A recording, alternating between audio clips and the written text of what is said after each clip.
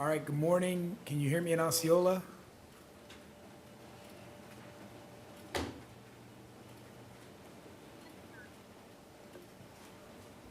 All right, can you please announce your presence for the record, counsel? Yes, Your Honor. Callie Chrysler, Assistant Public Defender. State, Jonathan Marino, PTR. Talia Romero, State Certified Spanish Interpreter. all right, Paul Kahn for the state. all right. And the first case we'll call is Christian Yusi.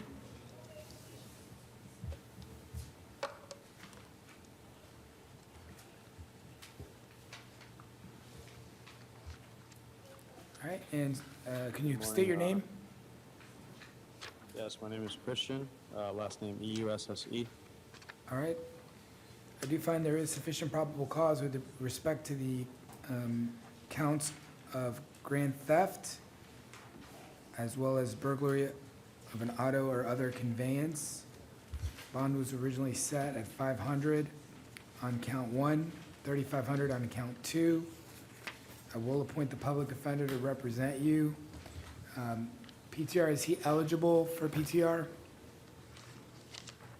He does. He is eligible. However, he did state that he wanted to pay the bond All right, instead of PTR. all right. I'd So rather be released on my own bond because I don't have a vehicle, and there's just many variations as to why I can't. all right. Like, I don't have. Well, your attorney's there. If there's any questions you have, you can ask her. At this point, I'm going to leave the bond as previously set. I'm going to put the additional conditions that he not return to the scene where this offense occurred and that he not have any contact with the victim. All right, thank you, sir. Crystalline Thank you. Fuenmayor. She will require the services of a Spanish interpreter, Your Honor. All right. All right, can you please state your name? Señor, por favor, díganos su nombre completo. Cristalín Mayor. Repítame, por favor. Cristalín Mayor. Celine Funmayor. All right. Ms. Fuenmayor, I do find there is sufficient probable cause with respect to the offense of petty theft. I will appoint the public defender to represent you. Bond will remain as previously set at $250, and the court will additionally impose that you not return to the scene of where this offense occurred. Señora Funmayor, se le está acusando de delito de hurto menor. El juez ha hallado que hay causas que respaldan la acusación. Se le designa el defensor público para que les represente. La fianza se mantiene igual, son $250 y no puede regresar al lugar donde ocurrieron los hechos. Okay. All right, thank you, ma'am. Ok, gracias. Jared Gallagher.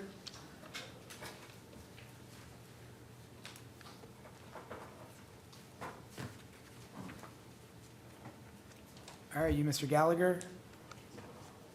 Yes, I'm Jared Gallagher, sir. All right, Mr. Gallagher, I'm going to appoint the public defender to represent you.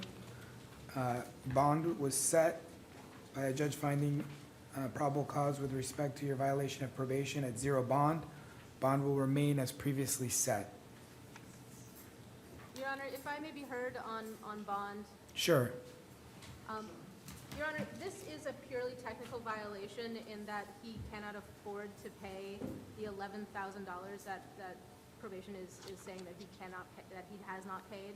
It is a purely technical violation based on financial means. If a bond could be set in this, he had worked very hard to find and keep a job. He's living with his parents. He is making payments. It's just that he hasn't been able to pay $11,000, Your Honor. I understand, and A you can bond could be set in this. you can bring that motion before the judge who's handling the violation of probation for them to consider that. But at this time, I'm going to leave bond as the judge had previously said it. All right, thank you. Yes, Your Honor. Thank you. All right, Patrick Kepler.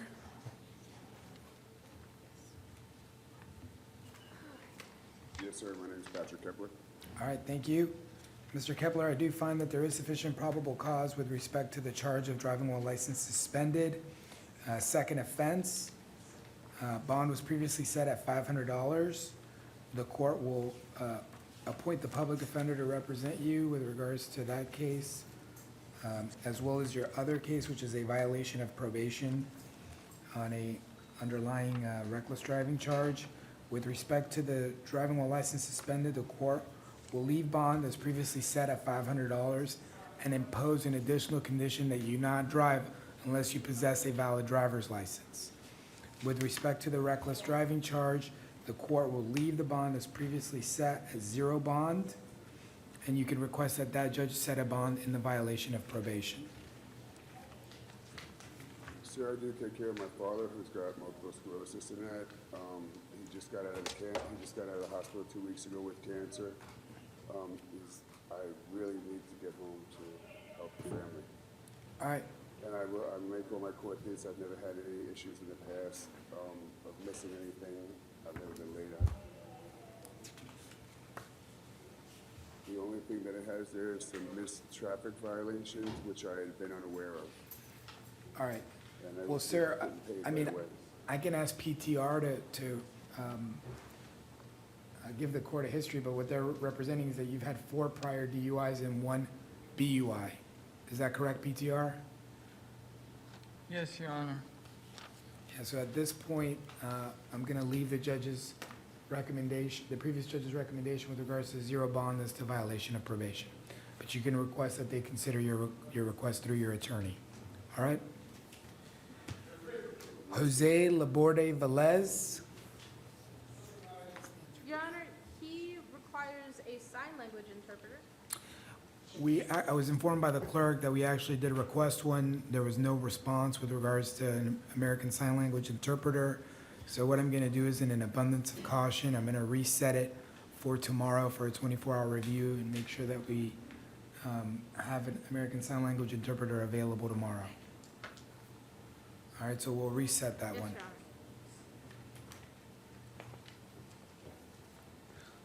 All right, Jenny Lulay.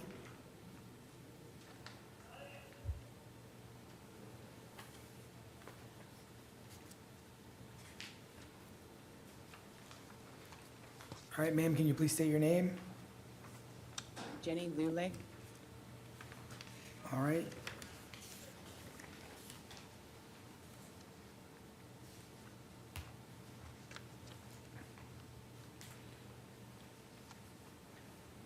And it appears that there is a violation of probation that's alleged in this case. It's on 2014 CF 4541.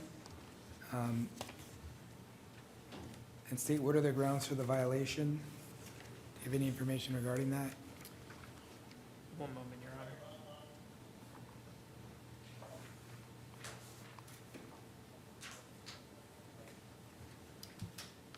The violation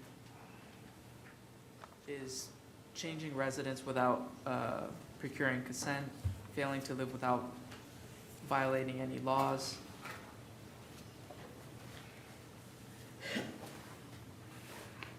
There's 1, 2, 3, 4, 5, 6, 7 violations of condition 5, which is failing to live without violating any new laws by committing theft in the second degree in Oregon County, Washington, and failure to make court cost payments to probation officer. All right. Anything additional from defense?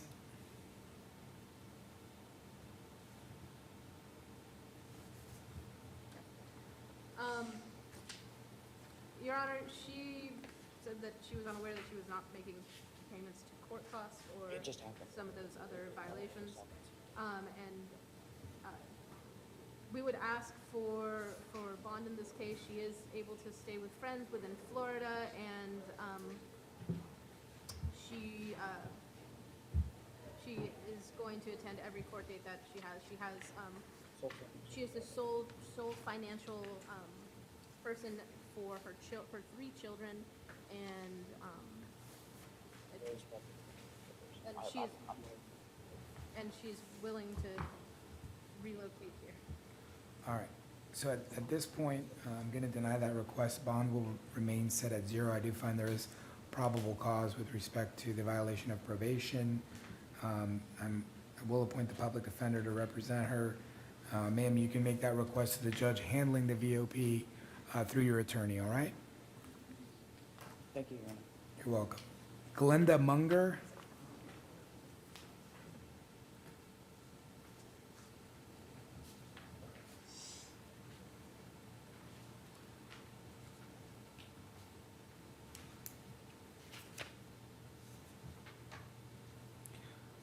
All right, and ma'am, are you Miss Munger? Yes, sir. All right, I will appoint the public defender to represent you.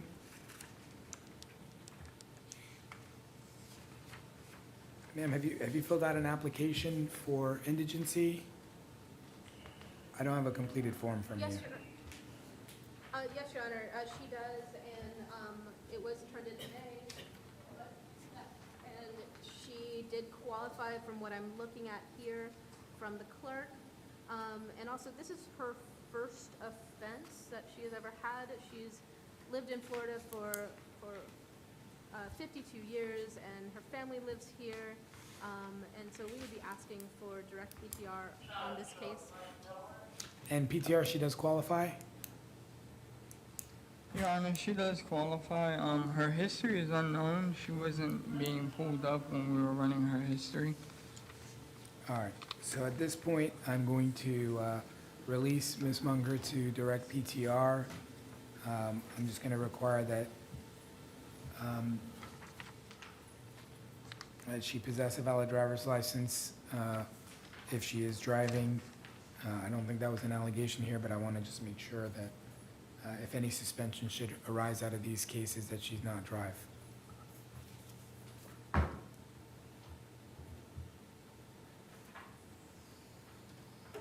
Thank you, Your Honor. You're welcome.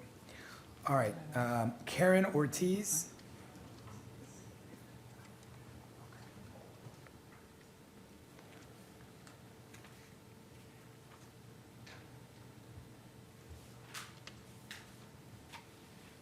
All right, are you Ms. Ortiz?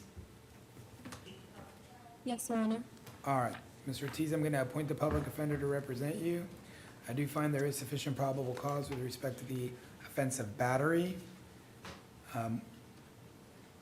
With respect to this case, counsel, is the victim cohabitating with this defendant?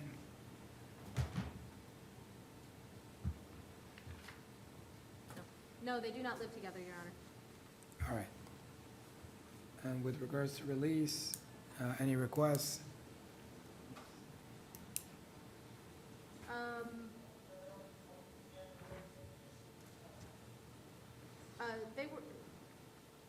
Contact was not able to be made with the victim, Your Honor, at this time, so I have no further requests than for her to be able to return to her own home where the victim does not reside.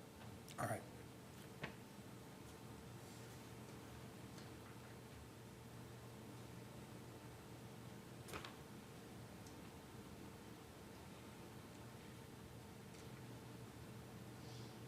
All right, who lives at 2550 Biddle Way in St. Cloud?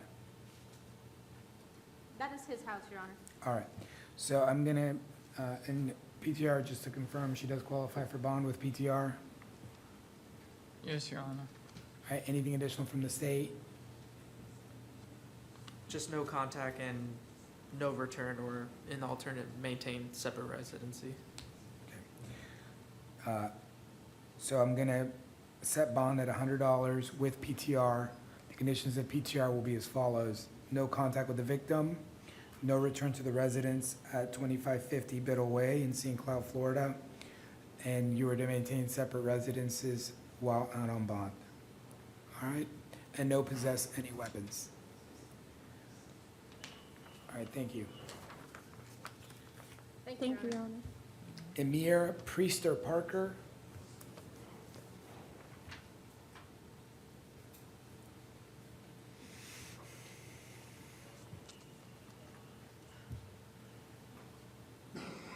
How you doing today, Your Honor? I'm Mayor Priester. All right, thank you, sir. I'm going to appoint the public defender to represent you. I do find there is sufficient probable cause with respect to the offense of petty theft, first offense. It appears he does qualify for PTR. The court will release him on PTR with a condition that he now return to the location where the theft occurred at the Walmart at 904 Cypress Parkway, Kissimmee, Florida. Anything additional? State? Nothing from the state, Your Honor.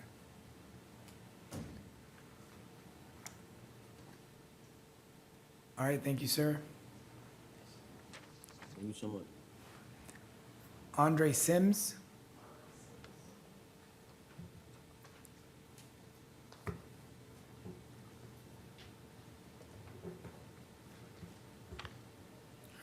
Are you Mr. Sims? Yes, sir.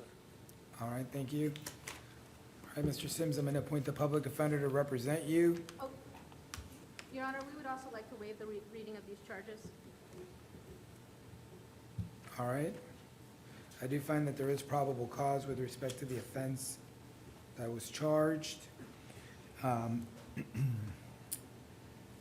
With regards to release, the court will set leave bond as previously set at $5,000 with the following conditions. No contact with the victim, no return to the residence where this offense is alleged to have occurred, no possess any weapons. State anything additional? No, Your Honor. Anything from defense?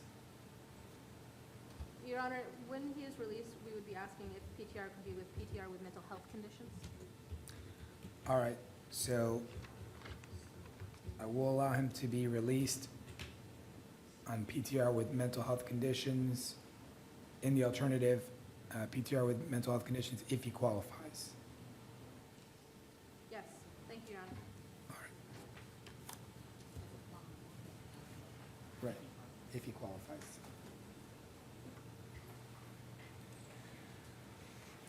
Heidi Soto Leon.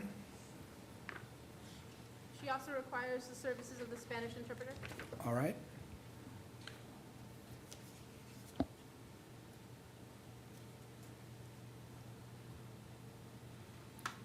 And can you tell me your name, ma'am? Señora, ¿me puede decir su nombre, por favor? Heidi Soto. Heidi Soto. All right, Ms. Soto, Sí. I'm going to appoint the public defender to represent you.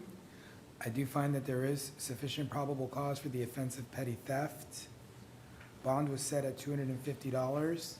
The court will leave the bond as previously set with the additional condition that you not return to the scene where the offense occurred. Señora Soto, se le está designando el defensor público para que le represente. El juez ha hallado que hay causas que respaldan la acusación. Se le ha acusado del delito de hurto menor. La fianza es de $250 y va a mantenerse al igual $250 con la condición adicional que no regrese al lugar de los hechos. Thank you. Thank you. Thank you, Your Honor. All right, thank you, ma'am. Walter Davis Jr. Hospital still, Your Honor. All right, we'll reset that for Monday. Mike Ramos, or Mike Peña Ramos. He's approaching, Your Honor. He's All in right. a wheelchair.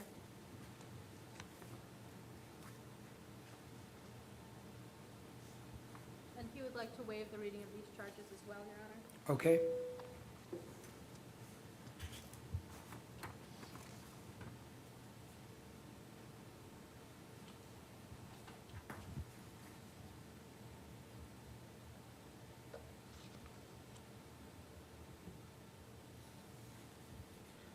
Yes, sir, Mike Ramos.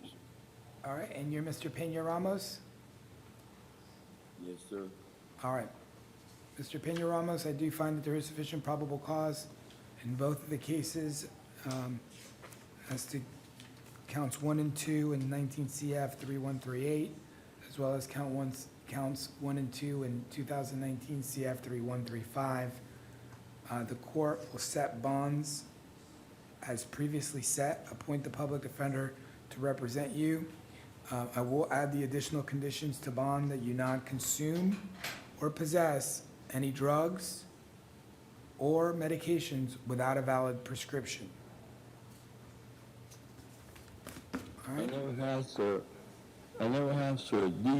These officers, Stop, don't talk about the facts of your all case, right. please. Sir, everything that we do in this courtroom is recorded, so any information you have, you might want to share with your attorney first, and if she feels it's appropriate for the court to know, she'll let me know.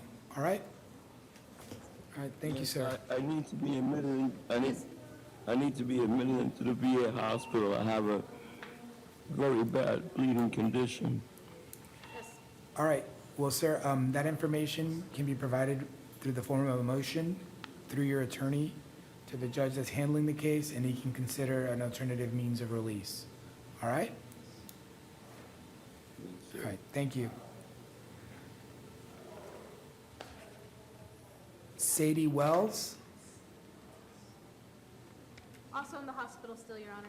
All right, we'll reset that. Thank you. All right, and that concludes first appearances for Osceola County. Yes, Honor, yes, Your Honor. Thank you. Thank you.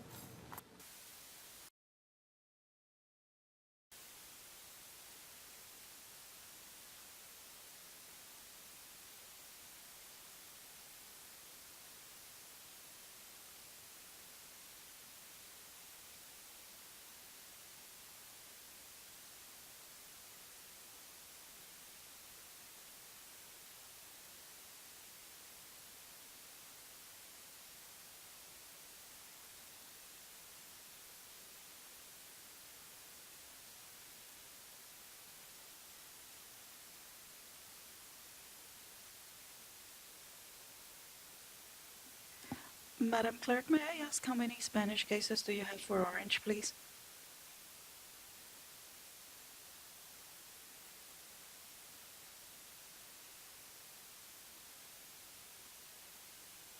Thank you.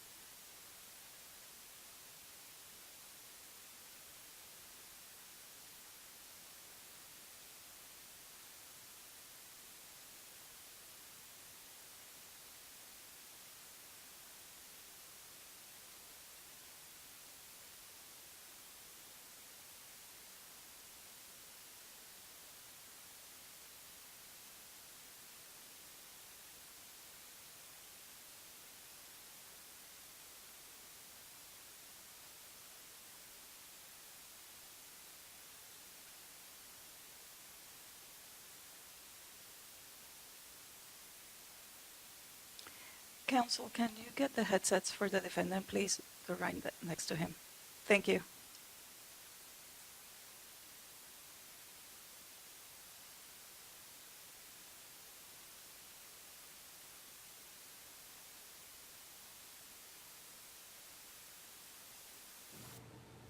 All right, and we're going to start first appearances for Orange County. Counsel, can you announce your presence for the record? Bree Taylor for the Office of the Public Defender. Paul Con for the state. All right, and first case is Jose Betancourt. And are you Mr. Betancourt?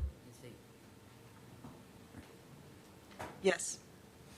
All right, Mr. Betancourt, I do find there is sufficient probable cause with respect to the offense of battery domestic violence. I will appoint the public defender to represent you. It does not appear Mr. Betancourt qualifies for PTR. With regards to release, the court will set bond at $1,000 with the following conditions: that he maintain separate residences from the victim, that he have no contact with the victim whatsoever, that he not possess any weapons or firearms. He will be allowed to return to the residence on one occasion, accompanied by law enforcement to retrieve any personal items. Anything additional from defense? No, Your Honor. Anything from the state? No, Your Honor. Thank you.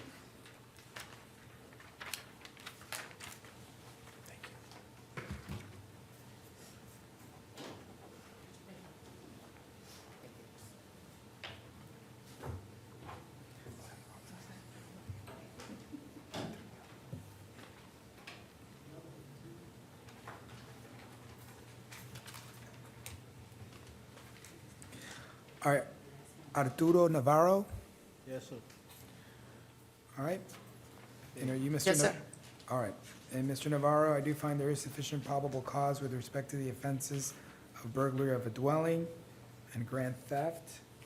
Does not appear that you qualify for PTR. Bond will remain as previously set at $5,000 with regards to count one, $150 with regards to count two. The court will impose the added conditions that you not to return to the scene where this incident occurred, that you not have any contact with the victim whatsoever, and that you not possess any weapons. Anything additional from defense? No, Your Honor. No, tu señoría. And I will appoint the public defender to represent him. Anything additional from state? No, Your Honor. All right, thank you.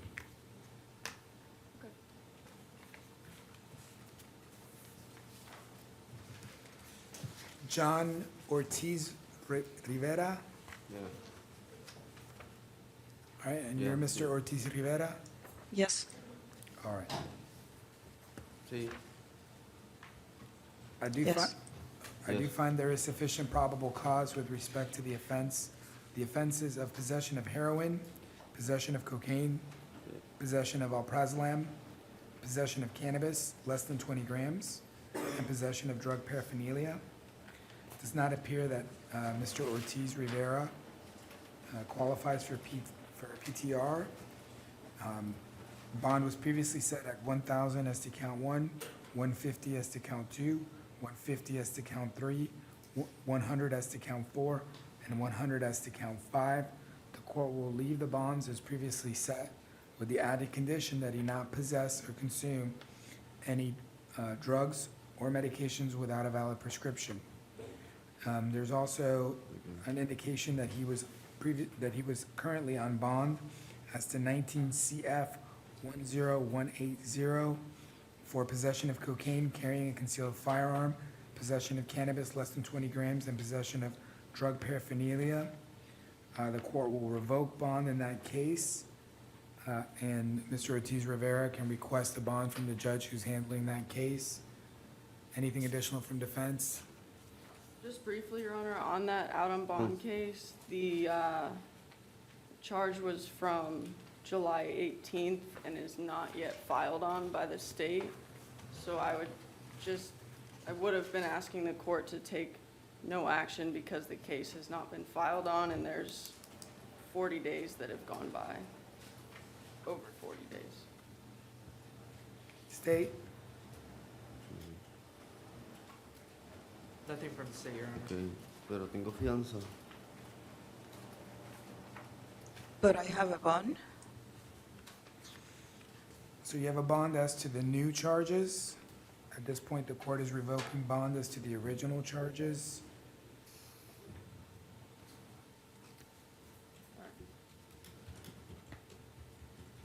Thank you, Your Honor. Could we appoint the PD on the out-on-bond case as well?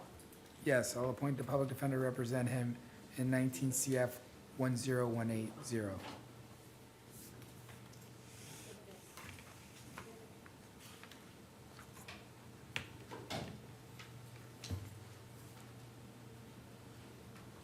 All right. Ricardo Islas Ramirez.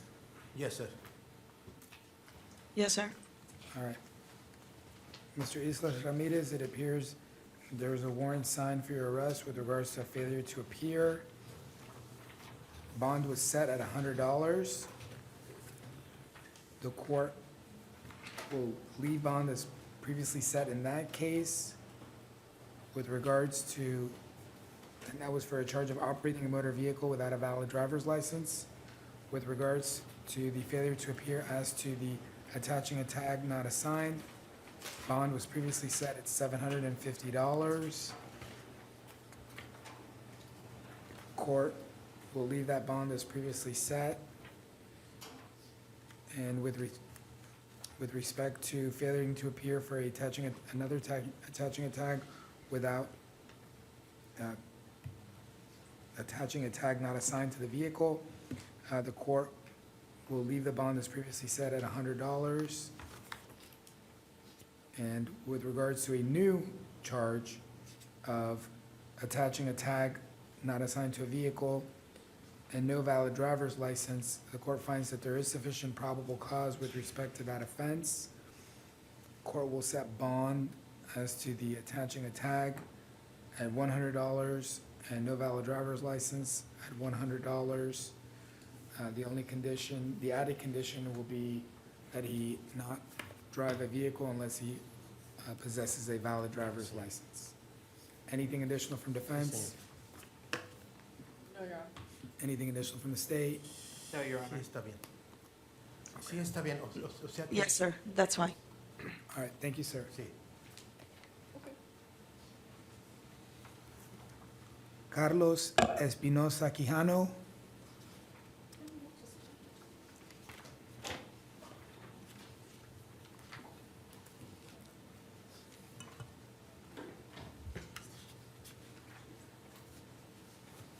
All right, and are you Mr. Espinosa Quijano? Sí. Yes. All right, Mr.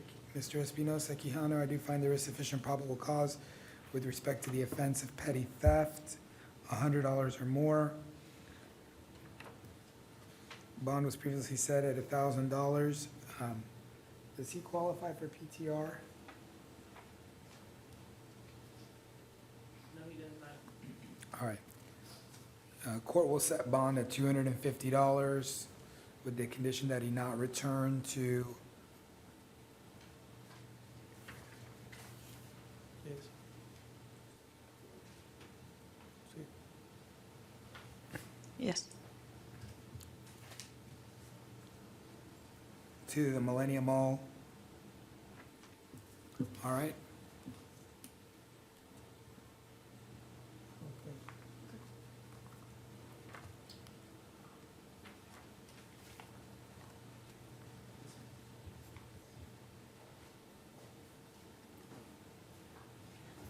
All right. Nicomedes Serrano Olivero. Yes. All right. Sí. Yes. All right. Mr. Serrano Olivero, I do find there is sufficient probable cause with respect to the offense of soliciting without a permit. Bond was previously set at $250. Does he wish to, counsel, would you like to inquire if he wishes to resolve his case at this time? ¿Cómo? I don't, I can't remember the sí, verb for, ¿cuánto me vas a darle? could the interpreter ask him? ¿Un día de because- cárcel? Yes, how much would it be? More days of jail? Well, that's up to the state, but I think we're gonna have some difficulty translating the plea form. So the court will consider releasing Mr. Serrano Olivero on his own recognizance. PTR, is there any information regarding Mr. Serrano Olivero? He has one felony, one misdemeanor, one failure to appear, which occurred 6/28/2017. No one known, no DLC. His convictions from Florida were trespass, federal licensed security officer. His last conviction was 3/7/2018 for trespass. He was arrested for aggravated battery. State? Any requests? No, Your Honor. All right, the court will release Mr. Serrano Olivero on his own recognizance. Thank you, Your Honor.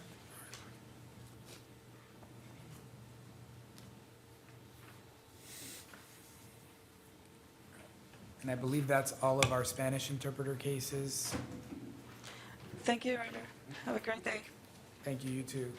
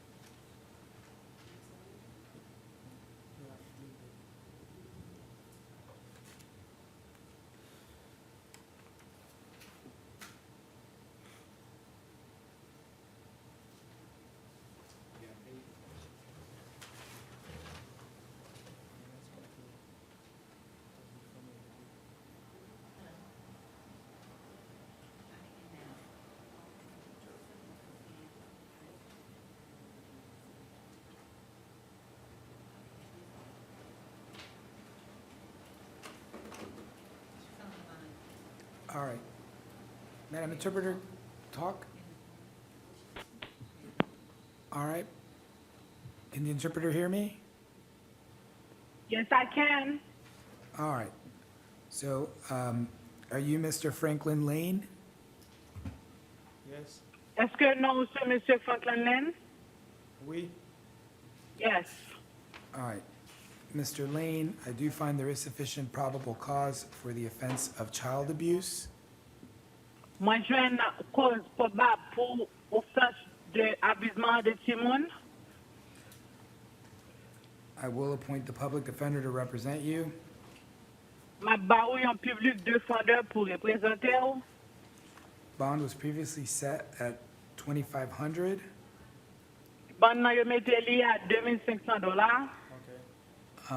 With regards to the victim, what's the relation between you and the victim in this case?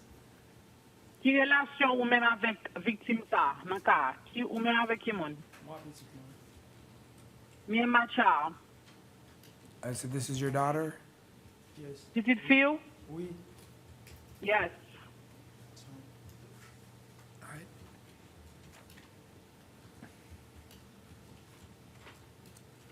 All right, so at this time, I'm going to leave bond as previously set at $2,500 with the following conditions. M'a quitté bon nan avec pour yo mette là, excusez-moi, $2,500 avec droit règle ça yo. No contact with the victim whatsoever. Pas supposé gen contact avec victime nan, du tout. You'll be required to maintain a separate residence. E fò nou rete yon kote ki separe a lot, nou pa ka rete menm kote. You will be allowed to return one time to the residence to collect any personal belongings, Ou ka retounen nan ka la yon sel fwa pou pran bagay personel ou. and you're not to possess any weapons. E ou pa suppose gen ken bagay ki ou ka itilize pou fon ken sot de, ken sot de zam. And it's my understanding that you're going to reside with your brother while this matter is pending.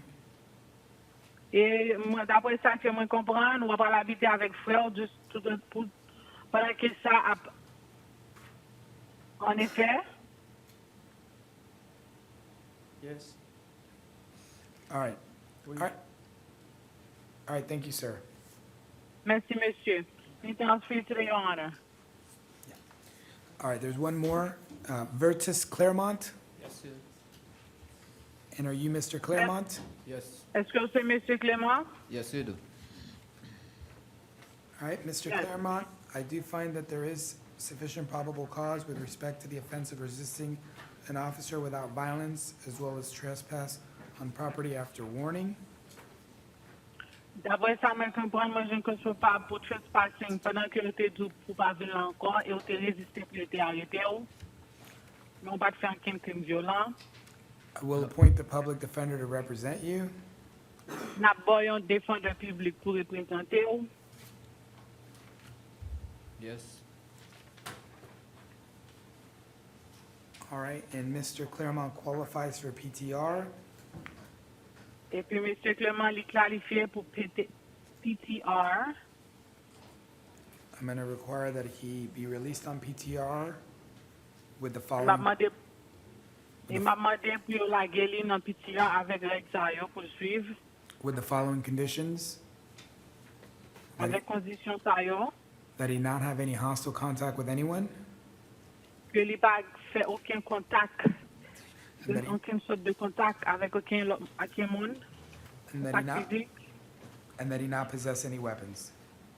e pou pa gen ken sot de weapon nan men. Okay, thank you.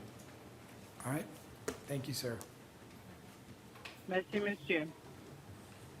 All right, and that concludes our Creole interpreter cases. Thank you, Madam Interpreter. Thank you, Your Honor, for using our services. You have a great day. Merci, bonne journée. Anything else for you today? Thank you.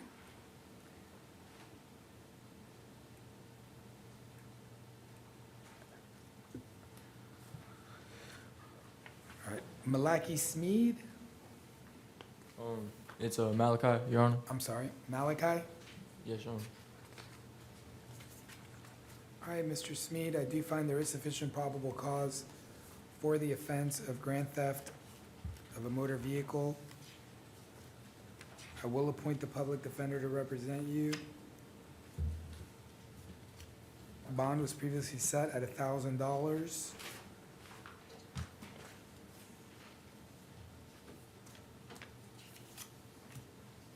Does not appear Mr. Smeed qualifies for PTR, so bond will remain as previously set.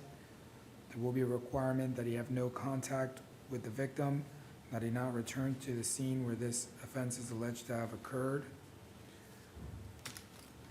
With regards to the other case, 19 CF 12758, court does find there is sufficient probable cause with respect to the offenses of fleeing and eluding, possession of weapon and commission of a felony, possession of controlled substance, and resisting an officer without violence. Court will set bond in the following amounts. As to count one, bond will be set at $2,500. As to count two, bond will be set at $1,000. As to count three, bond will be set at $100. As to count four, bond will be set at $100. The conditions of the bond will be that he not have any contact, that he not possess any weapons and no hostile contact with anyone.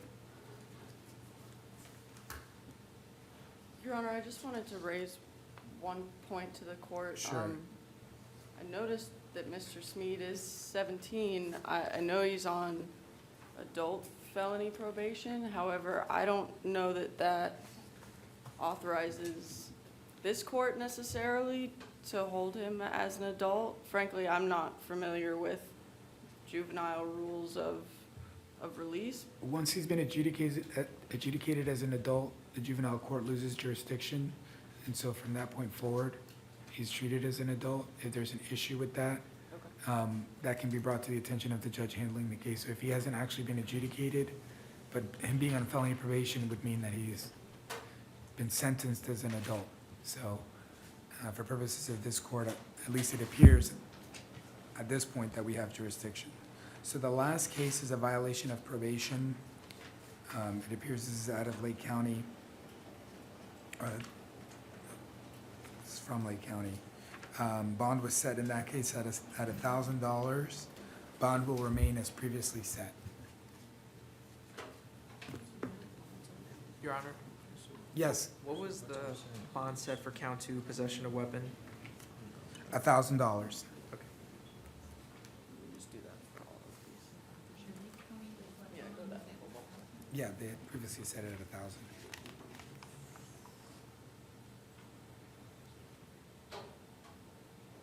They leave it at set at 0.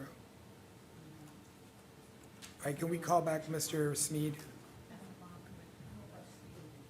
That was supposed to be 0. Mr. Smead, the court misread the document on the violation of probation. The bond was actually set at 0. So the court will leave the bond as previously set as to the violation of probation at 0, which means no bond. You can request that the judge handling the violation of probation set a bond through your attorney. All right? How do I do that, Your Honor? You can speak to your attorney about filing a motion on your behalf. All right? Thank you, Ed.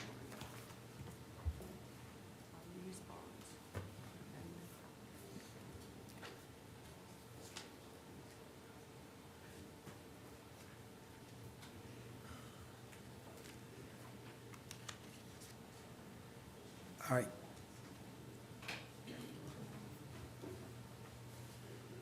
Kimberly Royal.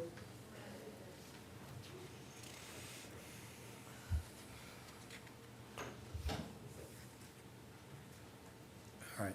And are you Ms. Royal? Yes, sir. All right, Ms. Royal, I do find that there is sufficient probable cause for the offense of battery on a person 65 years of age or older, as well as battery domestic violence. It does appear that Ms. Royal does qualify for PTR. Counsel, do you wish to be heard with respect to setting bond? Yes, Your Honor. And let me just say this first. I will appoint the public defender to represent her. We would just ask that she be released on PTR at this time. All right, state anything additional? No, Your Honor. And was there any contact with the victim PTR? No contact was made. They left with voicemail. Okay. All right, so at this time, I'll release you on PTR so long as you can verify that you'll maintain a separate residence. You're not to have any contact with the victim whatsoever, and you're not to possess any weapons. You'll be allowed to return to the residence on one occasion accompanied by law enforcement to retrieve any personal items. All right, ma'am? Yes, sir.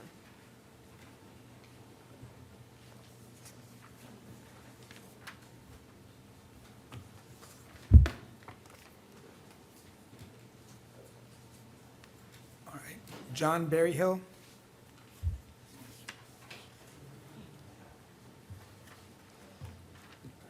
All right, Mr. Berryhill. I do find there is sufficient probable cause with respect to the offense of trafficking of methamphetamine, count 1, possession of methamphetamine, count 2, and resisting an officer without violence. I will appoint the public defender to represent you.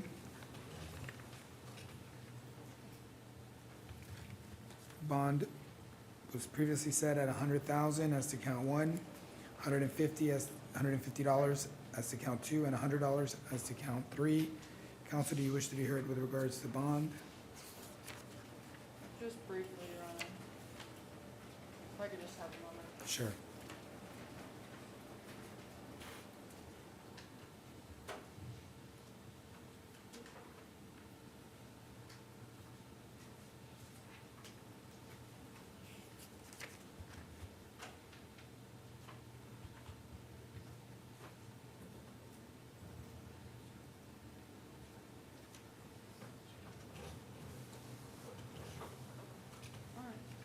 Your Honor, I would just note to the court that Mr. Berryhill has relatively minor criminal history, has not had a failure to appear in over 5 years. And so based on this and the fact that he's willing to give testimony as to his ties to the community and the fact that he is employed and does have an income, however, his income is contingent on being out of jail and working. He's a hairdresser and he hosts for Airbnb. I would just ask Your Honor, consider reducing count 1 to a more affordable amount. All right, and Mr. Berryhill, where do you work? I host for Airbnb primarily, Okay. and then I'm a hairdresser that I do on site for like weddings and things like that. All I've done right, that for 32 years. 32 years, and are you self-employed with regards to that? I'm sorry? Self-employed? Yes, with the hairdressing. All right, so both the Airbnb and the hairdressing are self-employed? And, I have a guest checking in for the Airbnb on the 19th, that's staying for 92 nights, which will pay me about $2,500. all right, and state anything additional? No, Your Honor. All right, at this point, I will set bond at count 1 at $25,000. Counts 2 and 3 will remain as previously set. The conditions of bond will be that you not possess or consume any illicit drugs or any medications without a valid prescription, and you're not to possess any weapons. Okay.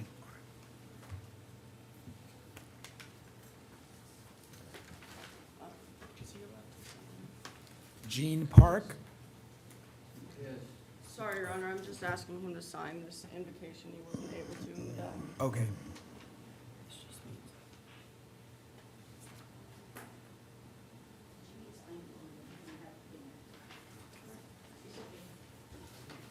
Oh, sorry.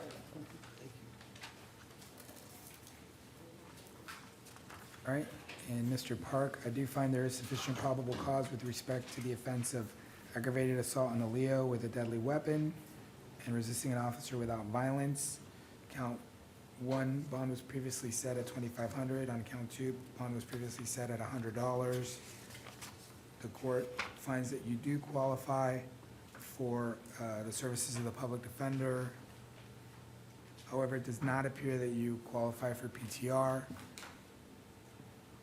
The court will leave the bonds as previously set. Anything additional from defense? No, Your Honor. Anything additional from the state? No, Your Honor. All right, thank you, Mr. Park.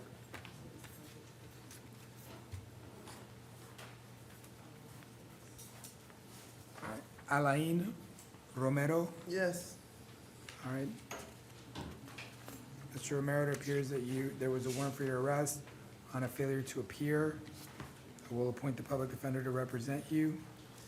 Your Bond- Honor, I was never, the last time that I was released from jail, I asked the release people if I had to return for any reason, and they said no. So I have no idea what warrant you're talking about or what, I have no idea what you're saying. All right.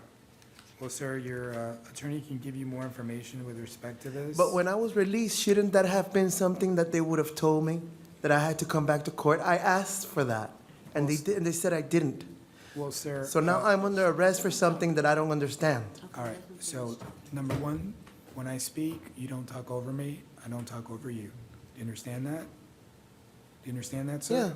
Yeah. Okay.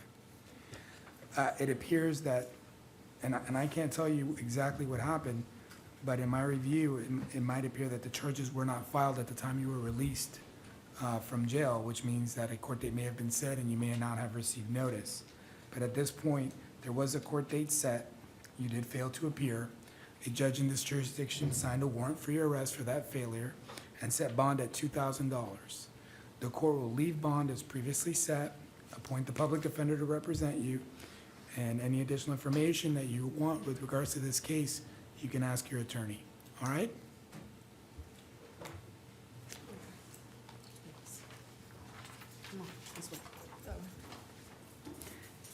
David Mann? Yes, sir. All right, Mr. Mann, I do find that there is sufficient probable cause with respect to the offense of disorderly conduct, would you like the court to appoint the public defender? No, I just go ahead and plead. All right. So, State, is there an offer with regards to this case?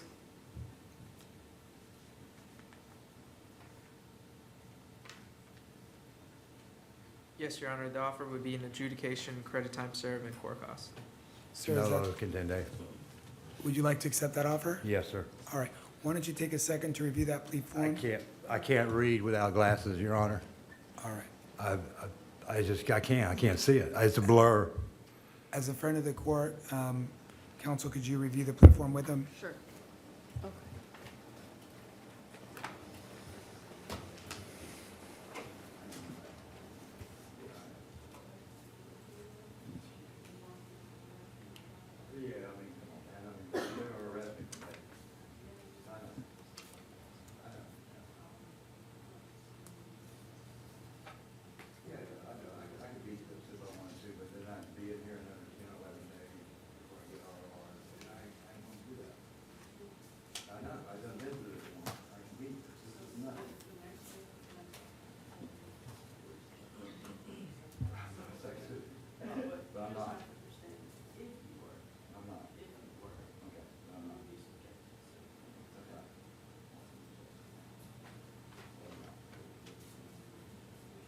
I don't know what they would give me in there, but they give me some bribe, but I doubt that.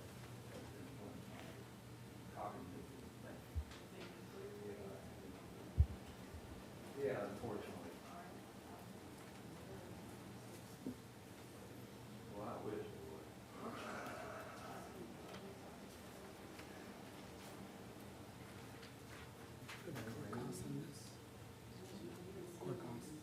Well, maybe I get paid being here. All right. And sir, I know that counsel's not representing you, but do you think that you understand the rights that are contained on the I plea understand form? my rights, sir, and if All right, y'all well- want to Well, Mr. Mann, I'm just, persecute me for begging, that's y'all's right.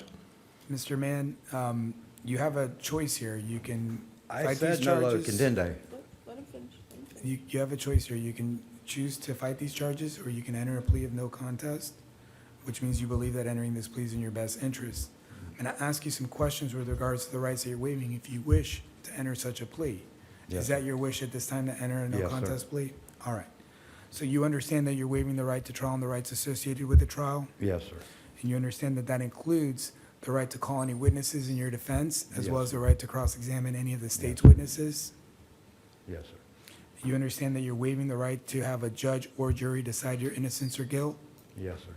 You understand that you're waiving the right to present a defense and the right to testify or not to testify in that defense? Yes, sir. You understand that you're waiving the right to appeal this case based on the facts alleged? Yes, sir. All right. Are you under the influence of any drugs, alcohol, or medication that could affect your ability to understand this proceeding?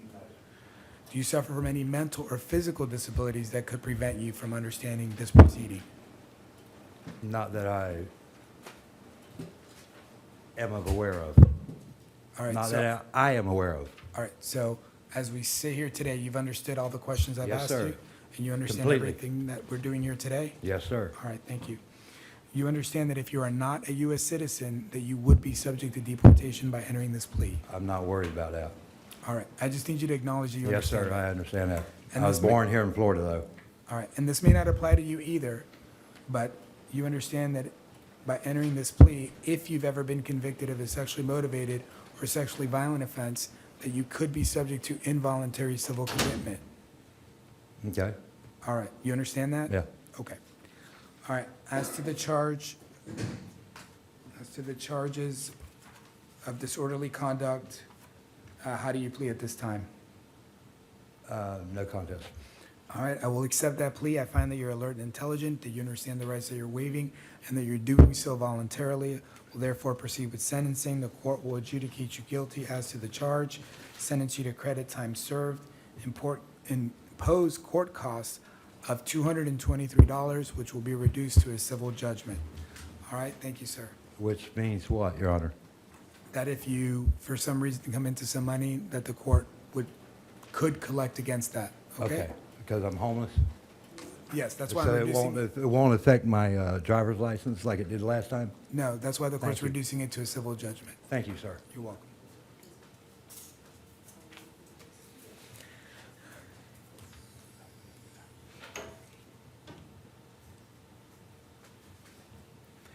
All right, Kenom Alien? Is that you? Yes, sir. All right. Mr. Alien, I'm going to appoint the public defender to represent you. With regards to the charges, in this case, the court does find there is sufficient probable cause with respect to the charge of robbery with weapon, as well as resisting an officer without violence. It appears that Mr. Alien does not qualify for PTR. Court will set bond as previously set at $10,000 as to count one, at $100 as to count two, with the additional conditions that he not have any contact with the victim, that he not return to the scene where the offense occurred, and that he not possess any weapons. Anything additional from defense? Judge, this was the case that we reset for no PC from yesterday. And the state was going to try to find more information to support probable All right, cause. anything additional from the state? No, Oh, Your is Honor. this the two males? Yes. Yes, okay. No, Your Honor, I reached out to the law enforcement officer assigned to this case, and I received no other information in regards to who possessed the weapon. All right, and thank you for reminding me. The court will revisit as to count one and ROR him as to count one, finding that there isn't sufficient probable cause for this defendant as to the robbery, but the bond will remain as set at $100 as to the resisting officer without violence. All right, and those conditions will still remain in effect. No return to the scene, no possess any weapons, and no contact with any victim mentioned in this report. Okay?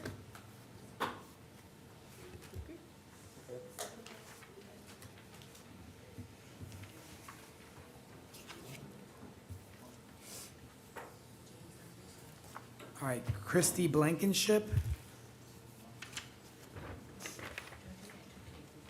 Oh, can we bring back the Mr. Alien? Oh. I thought we already did this yesterday. Okay. Okay. All right, with regards, oh. And again, same set of circumstances with regards to the petty theft, the court will ROR Mr. Alien as, there seems to be an identification issue. Thank you.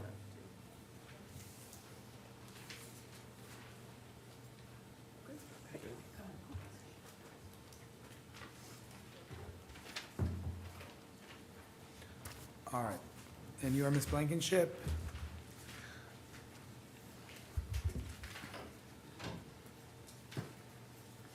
All right, at this time, you do not qualify for the services of the public defender. However, the court has an indication that you do qualify for pretrial release. And I just want to confirm, Ms. Blankenship, you don't reside with the alleged victim in this case? All right. I do find there is sufficient probable cause with respect to false imprisonment, count one, and domestic violence battery, count two. The court will release Ms. Blankenship on PTR with the following conditions: that you not have any contact with the victim in this case, that you not return to the residence, and this was the victim's residence where this incident occurred? It's your house? All right. He doesn't live there? Okay, so that you not have any contact with the victim whatsoever, that you not possess any weapons. All right?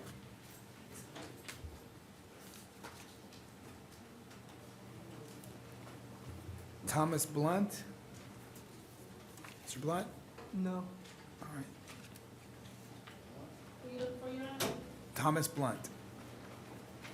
Thomas Blunt is mental health, Your Honor. All right, so we'll reset that for tomorrow. Austin DeMarco? Yes, sir. All right.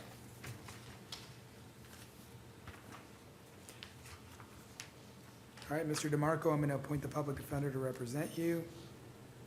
Do you find there is sufficient probable cause with respect to the offenses of false imprisonment, battery by strangulation, domestic violence, and domestic violence battery? I see that we do have a victim present. Ma'am, could you please state your name? Christina Ferguson. All right, and are you the victim in this case? Yes. And is there anything you'd like the court to know with regards to release or contact? I forgot the word. I would like him to be released with bond or without bond because he pays for everything, and I have a daughter. I don't work. He needs to go to his job to be able to pay for everything and pay for the money and stuff. I'd also like to say that I think the things in my statement and when I talked to the police officers were taken out of context. I didn't want him to be charged with anything other than for slapping me.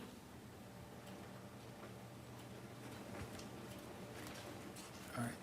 And ma'am, do you fear for your safety if Mr. course not, no. DeMarco were to be released? No. I would also like him to be able to come stay with me to see his daughter. If an incident like this were to occur again, would you hesitate to call law enforcement?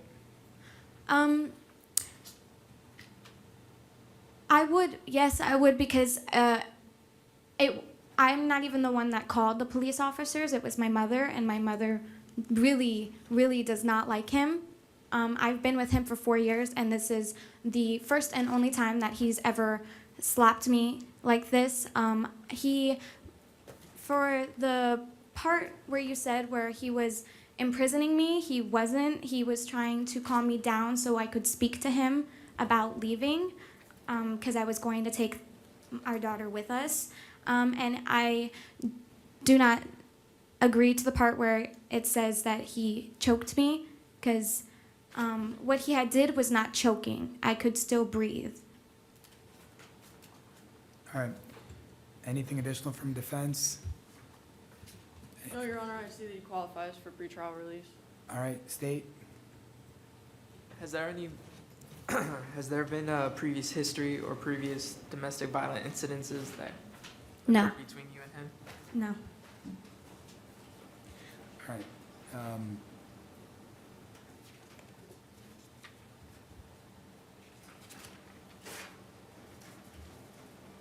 All right, Ms. Ferguson, from what I'm hearing, you're displaying typical behavior of a victim of domestic violence. I would suggest that maybe you might want to talk to someone, get some information. But I'm listening to what you're saying, and based on what you've represented, I'm going to release him on PTR. I'm going to put in place a no hostile contact order, which means, Mr. DeMarco, you're not to raise your voice, you're not to throw things or use profanity towards Ms. Ferguson, and you're especially not to put your hands on her without her permission. Do you understand that? Yes, sir, I do. All right. In addition, I'm going to require that he not possess any weapons. So you will be allowed to return to the residence with those conditions. And because he is eligible for PTR, he will be released on PTR. All right, thank you. Your Honor, State would just object on the record for the no hostile contact and the no return. All right. Thank you. Thank you. Thank you.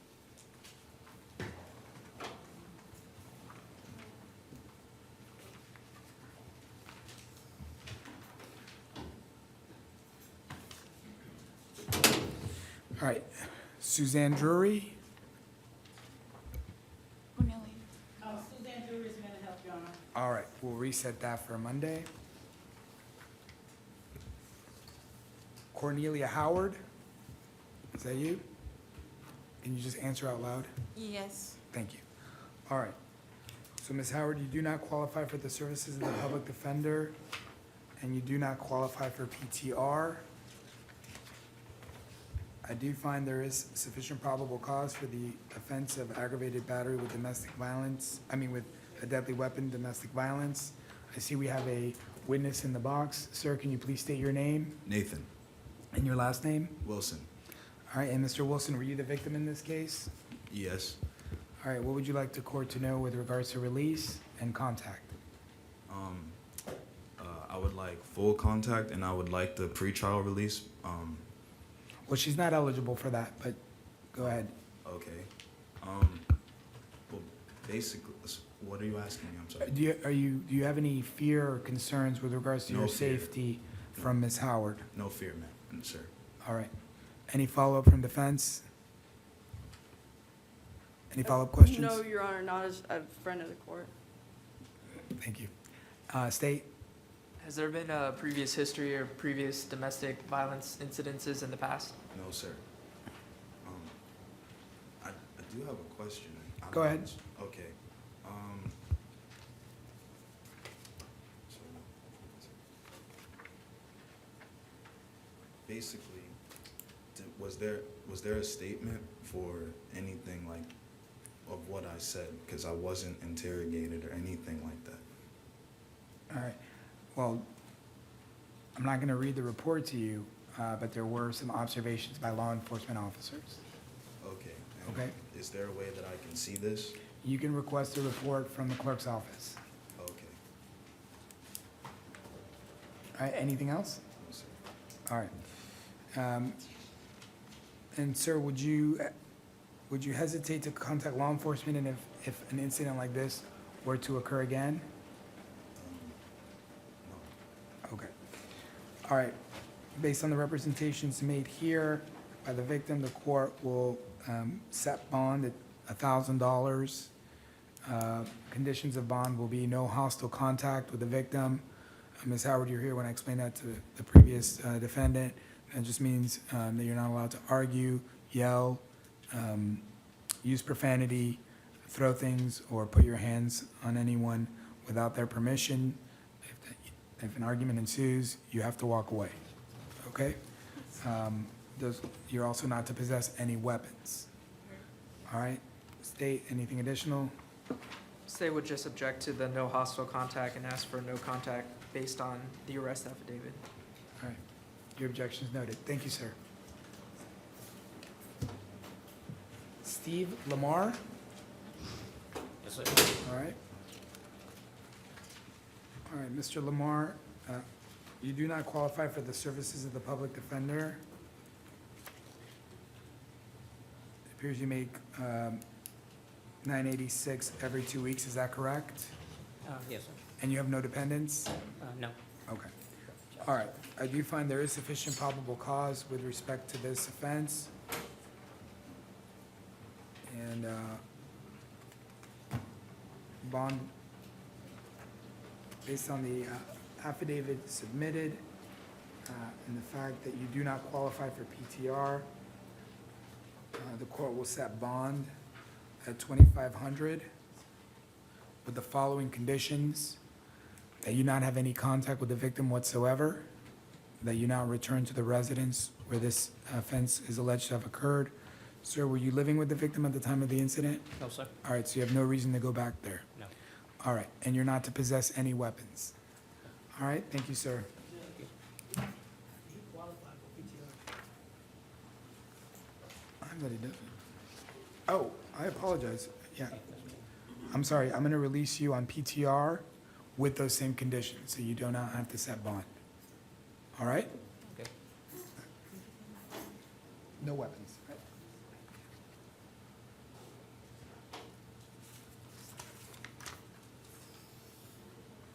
All right.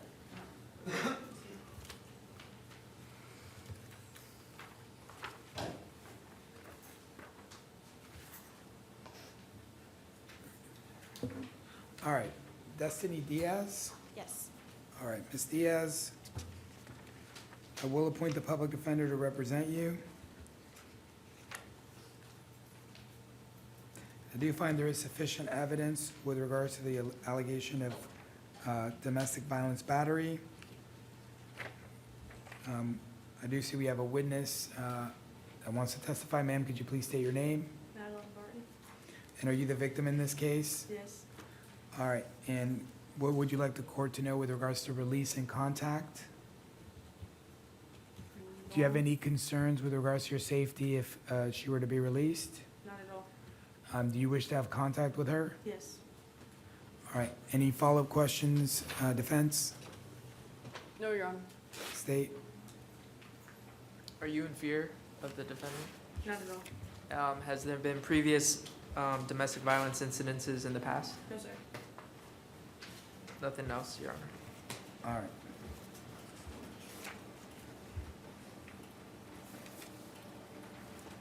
Ms. Diaz does not qualify for PTR, but the court will set bond at $250 with the following conditions. You're not to have any hostile contact with the victim in this case. That means no yelling, screaming. If argument gets heated, you must walk away. You're not to put your hands on her without her permission. In addition, the court will require that you not possess any weapons. Yes, sir. All right, thank you. Thank you.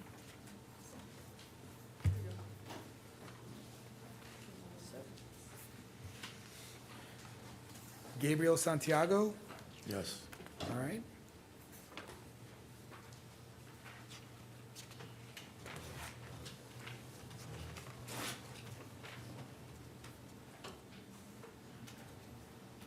All right, I will appoint the public defender to represent you.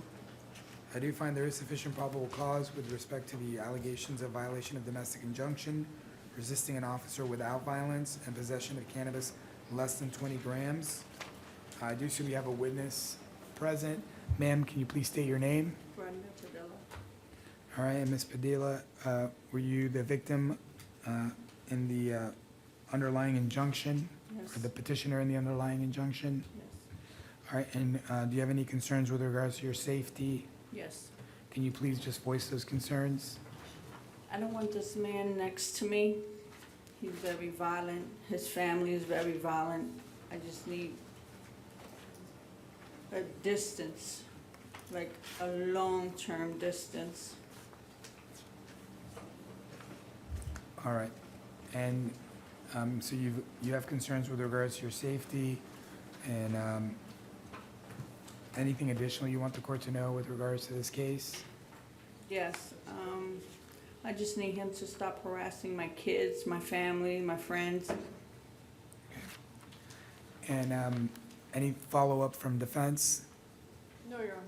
Any follow-up from the state? One moment, Your Honor.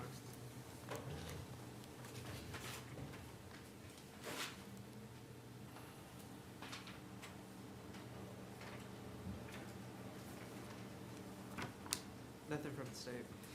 All right, so at this point, the court will set bond in the following manner.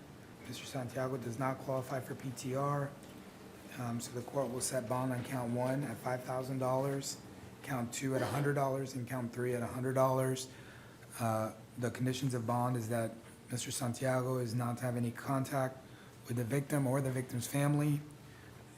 He's not to possess any weapons. And he's not to consume or possess any illegal drugs or any medications without a valid prescription. All right, thank you, sir. Your Honor, what was the bond on all three? 5,100, 100. Thank you. All right, Gerard Sneed. Yes, sir. All right, Mr. Sneed, I will not appoint the public defender. You do not qualify. However, I do find there is sufficient probable cause with respect to the offense of domestic violence battery. I do see we have a witness present. Ma'am, can you please state your name? Sonia Melvin Gardner. All right, and Ms. Gardner, were you the victim in this case? Yes, sir. All right, and what would you like the court to know with regards to release and/or contact? Oh, yeah, I want my fiancé to be home. My son is terrified right now. He's not sleeping because yesterday he looked at the time, 2 o'clock, and he said Gerald will be home with candy and juice for him every day he bring home.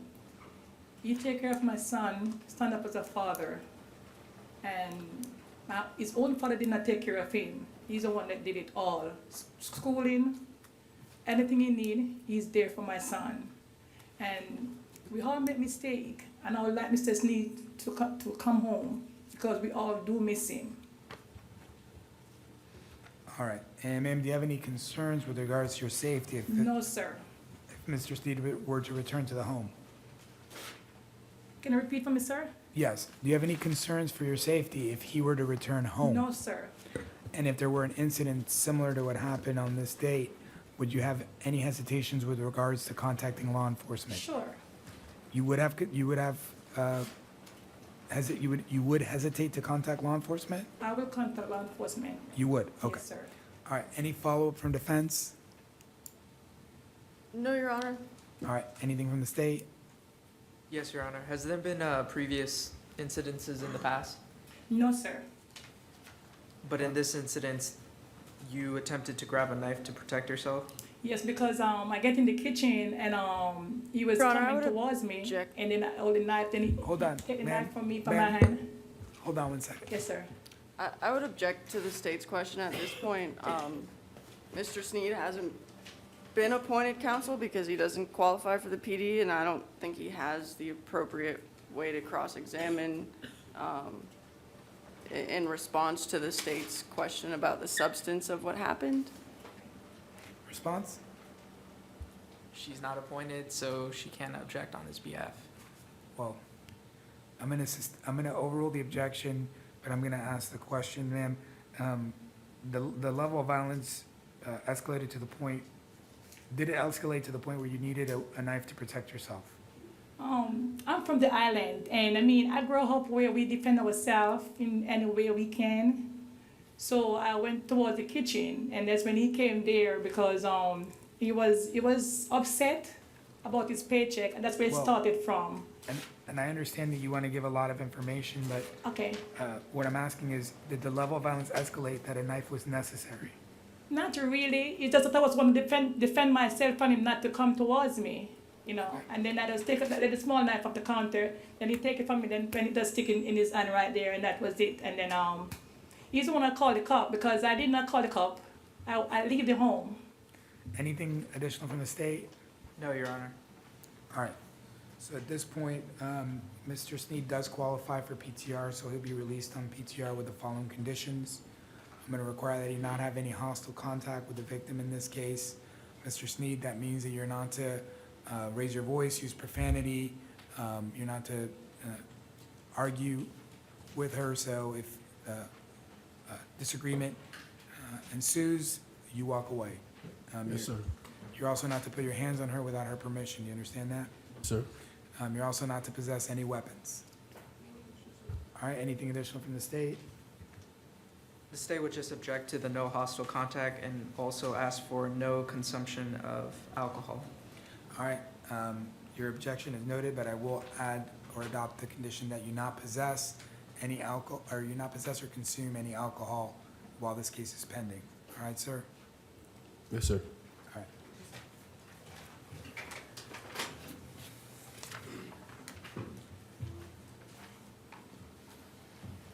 All right, Isaiah Allen? Sir. All right.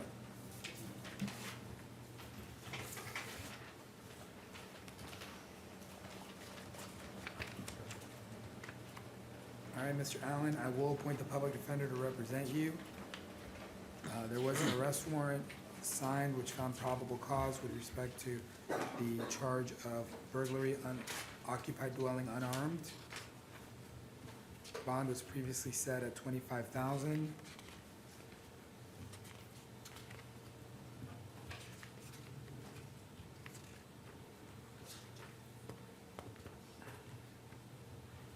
With the conditions that you now return to the scene, no contact with the victim. You do not qualify for PTR, so the court will leave the bond as previously set. Anything additional from the defense? Your Honor, I would just ask that the court consider reducing bond. I understand that probable cause was already found from the warrant. It appeared to me from reading the facts that this really should have been attempted burglary, but that's kind of beside the point. Mr. Allen, at this point, can represent to the court through testimony his community ties to Orlando, the fact that he has an apartment and kids to take care of. So I would ask for something closer to the scheduled amount for this level of felony. All right, and state, any response? Nothing from the state, Your Honor. All right, counsel, do you wish to just quickly inquire from your client? Sure. Mr. Allen, where would you live once you're released?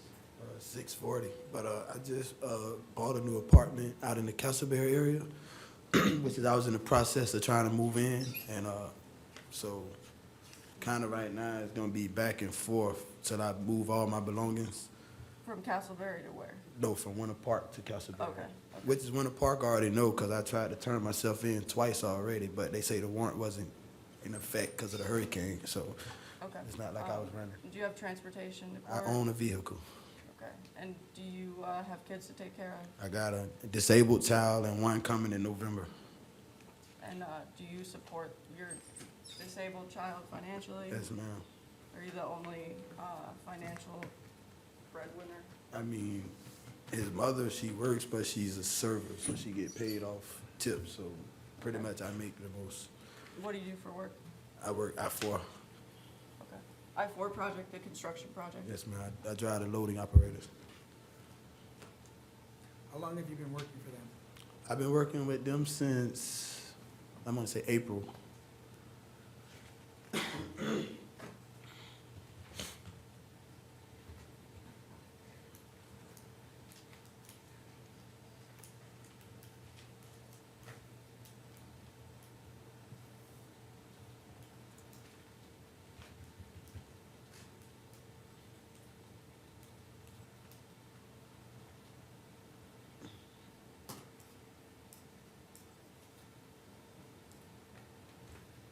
All right, court will set bond at 15,000.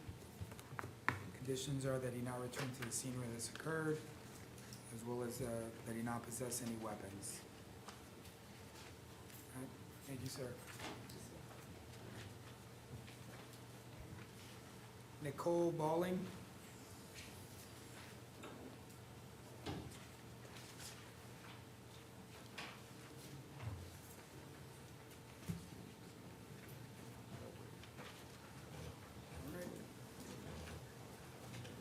Court having previously found probable cause, signing a warrant for the arrest.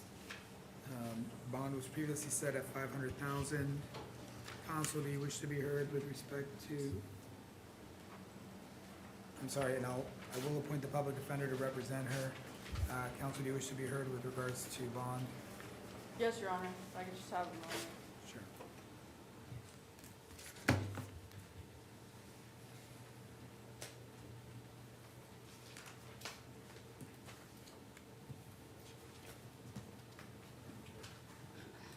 Your Honor, can I just take testimony briefly? Sure.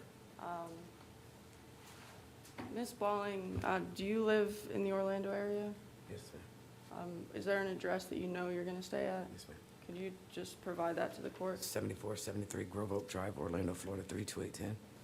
And do you have a way to get transportation from there to court? I own 2 vehicles, yes, ma'am.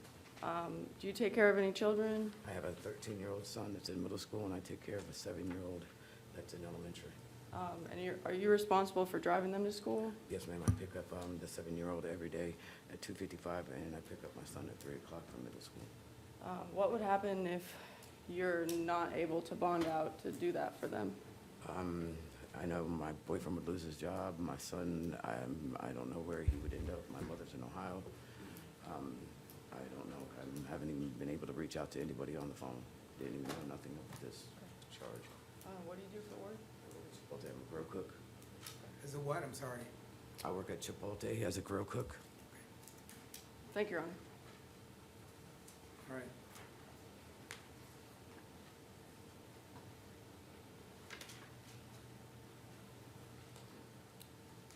All right, the court will reduce the bond to 250,000. Conditions are that you not possess or consume any illicit substances or any medications without a valid prescription, and that you not possess any weapons. Yes, sir. Thank you so much. Morning, Your Honor. All right, good morning. Are you Morn Britnell? I'm sorry, what was that? Morn Britnell? No, Cabral, Andrew. Barry Hill is, I can't remember. Britnell. I don't have that person on. What's the book in the?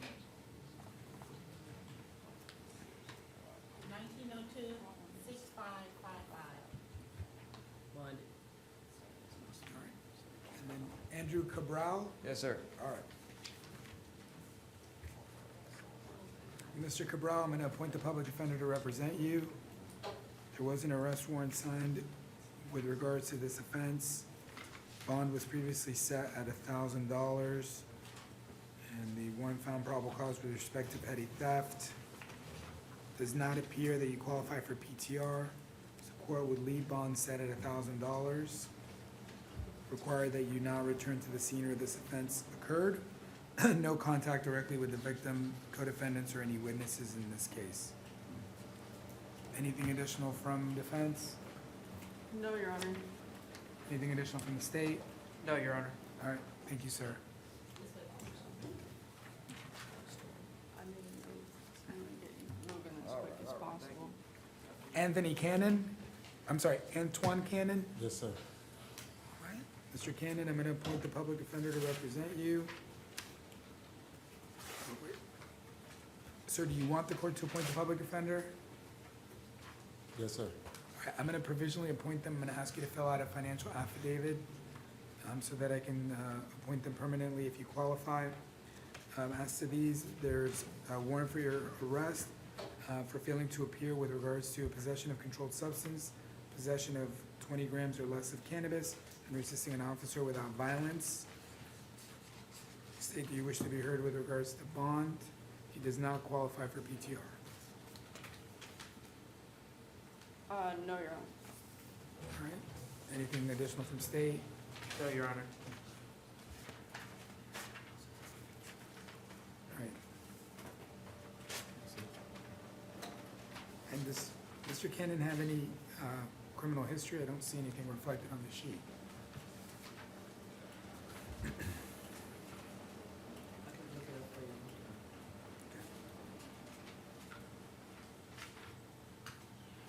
Give me 1 second. All right.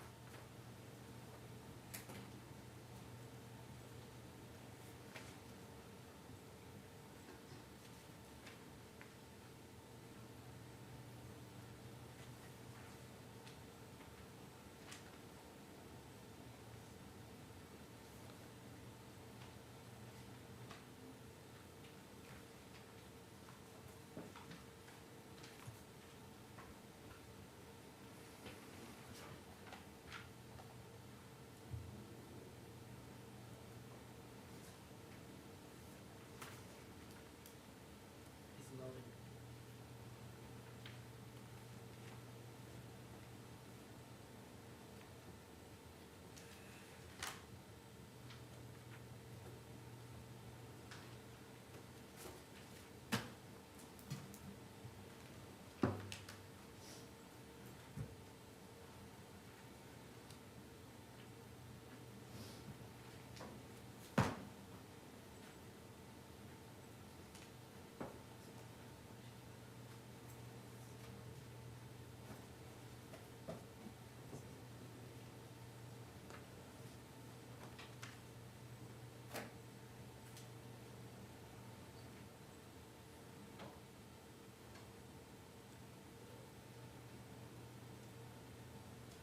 It's still loading. All right. I don't know. What appears that Mr. Buchanan was released on his own recognizance on the case that he failed to appear for on February 18th of 2019 for case management. So based on that, the court will set bond in the following manner. As to count 1, possession of controlled substance, the court will set bond at $1,000. With respect to count 2, the court will set bond at $100. With respect to count 3, resisting officer without violence, the court will set bond at $100. The conditions of bond will be that he not possess or consume any illicit substances or medications without a valid prescription, and that he not possess any weapons. Yes, sir. Ricky Davis, Yes, sir.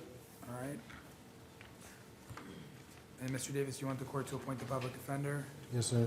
I'm going to provisionally appoint them. I'm going to ask you to fill out an affidavit of indigency so that the court can consider appointing them permanently if you qualify. I do find that there is a warrant finding that you failed to appear for a court date back on May 21st of 2019, and you failed to appear for pretrial. The court revoked your release. It appears that you do not qualify for PTR. The court will set bond on this case at $500. Conditions are that you not consume or possess any illicit substances or medications without a valid prescription. And that's the only condition. Anything additional from the state? No, Your Honor. All right. All right, thank you, sir. Thank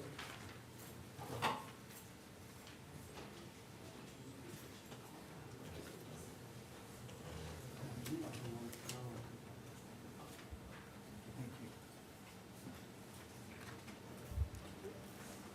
you. Elizabeth Dobbins, She bonded out, Your Honor. all right.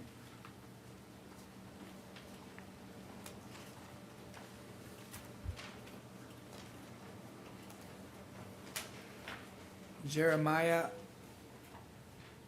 Emilien, How you doing, sir? all right. And Mr. Emilien, I will appoint the public defender to represent you. Yes, sir. I do find that there is sufficient probable cause with respect to the offense of battery on a person 65 years of age or older, as well as count 2 attempted robbery. Bond was previously set at $2,500 as to count 1, $150 as to count 2.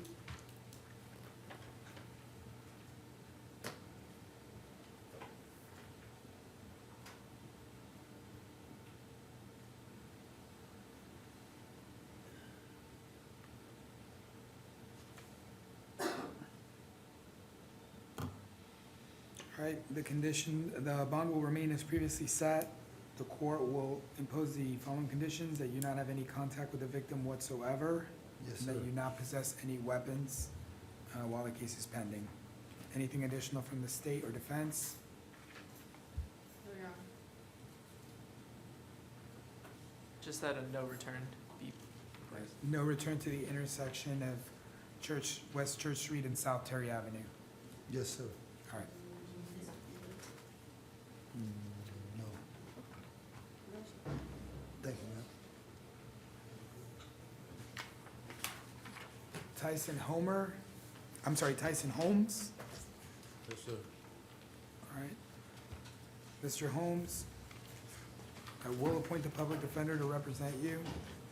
I do find there is sufficient probable cause with respect to the offense of possession of drug paraphernalia and possession of MDMA ecstasy. It does not appear you qualify for PTR. The court will leave bond as previously set with the added condition that you not consume or possess any drugs or illicit substances or any medications without a valid prescription. With regards to 2019 CF 8785, you were previously released on bond, and that charge was a possession of heroin. The court will revoke the bond at this time with regards to that case. What? You can request that They the didn't even judge, file on that. you can request that the judge handling the case consider setting a bond. It wasn't even filed on. Yes, please. What's his bond amount, sir? The bonds were 100 on count 1 and 1,000 on count 2.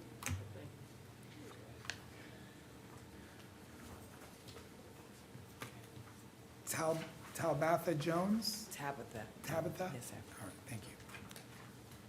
Ms. Jones, I'm going to appoint the public defender to represent you. With regards to the offense of driving while license revoked as a habitual traffic offender, the court finds that there is probable cause with respect to that charge. Okay. With respect to possession of cocaine and possession of drug paraphernalia, the court does find that there is sufficient probable cause with respect to those offenses.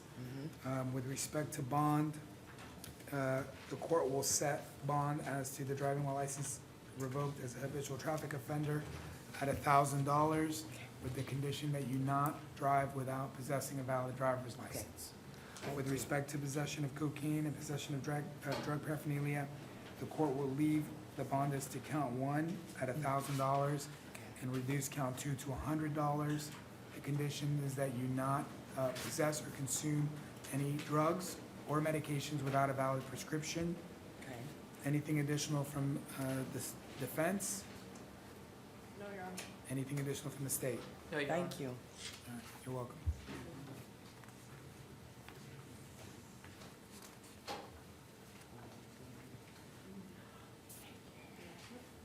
Andrew Joseph? Andrew Joseph? One second. Okay.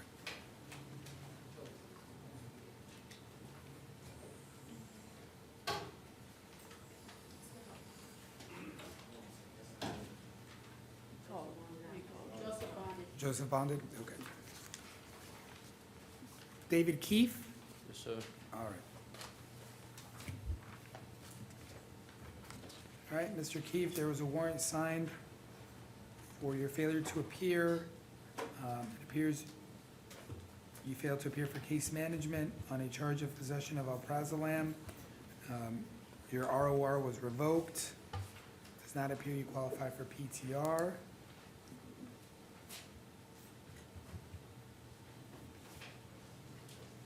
All right. And the court would consider setting bond at $1,000 with the condition that he not possess or consume any illicit substances or any medications without a valid prescription. Anything additional from defense?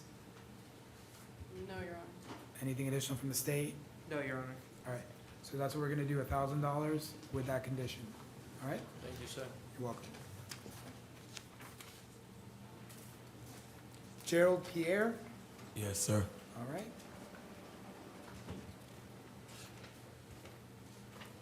All right, Mr. Pierre, I'm going to appoint the public defender to represent you.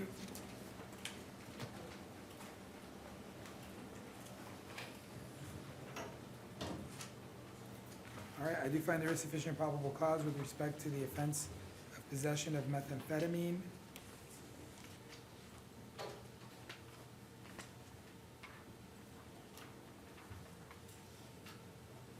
As well as trespass after warning.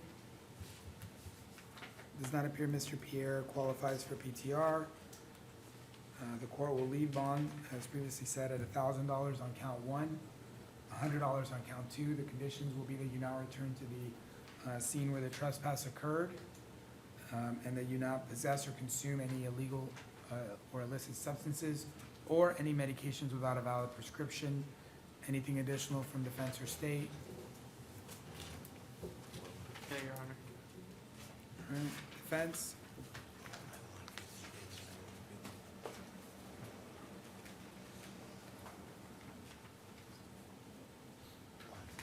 Will the court ROR Mr. Pierre on count 2, the misdemeanor trespass? On what grounds? The bond at this point, through a bondsman would be $200. He can only afford 100 to 150, and so bond would be prohibitive unless it was reduced slightly.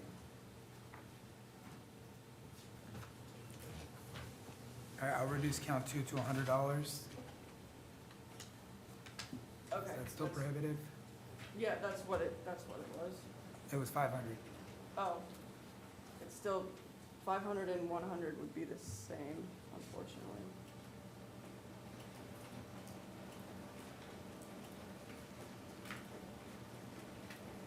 Okay. Based on the affidavit, I will ROR him as to count two.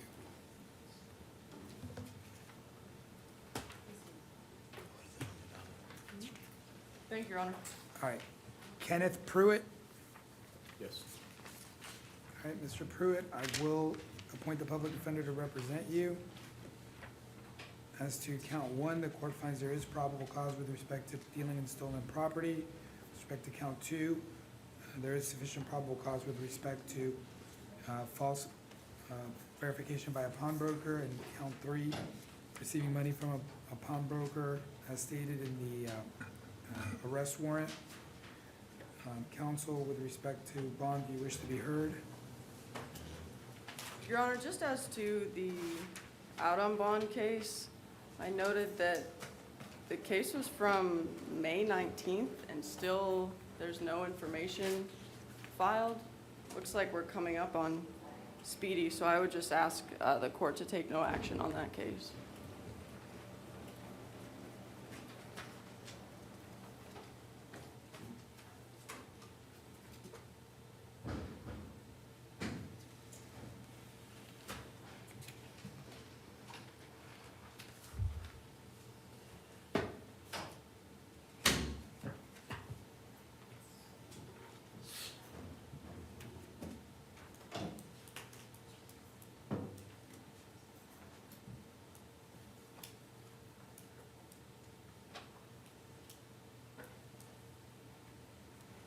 All right, as to the underlying case, or the case which he was recently arrested on, the court will set bond, will leave bond as previously set, with the condition that he's not to return to that pawnbroker location. So it'd be $7,500 on count one, $2,500 on count two, and $500 on count three. The court will take no action as to the 2019 CF 7223 case. Thank you.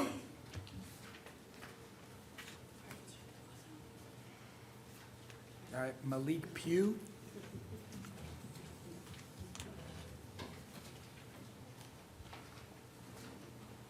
All right, Mr. Pugh? Yes, sir. All right. I will appoint, well, Mr. Pugh, do you want the court to appoint the public defender to represent you? Yes. All right, I will provisionally appoint them. I'm gonna require you to fill out an affidavit to see if you qualify for their services going forward. A warrant was signed for your arrest. It appears you failed to appear for a plea hearing on April 26th, 2018. Bond was set at 0. And that was for an underlying charge of grand theft, 3rd degree. Any argument on behalf of the defense? Your Honor, Mr. Pugh's representing to me that that he didn't receive any notice of a court date. I haven't independently looked at the court file on this one to see whether notice was sent. All right, given the circumstances represented here today, the court will set bond at $1,000 with the condition that he not have any contact with the victim in the case, not return to the scene where the offense occurred. And just make sure you make your court dates.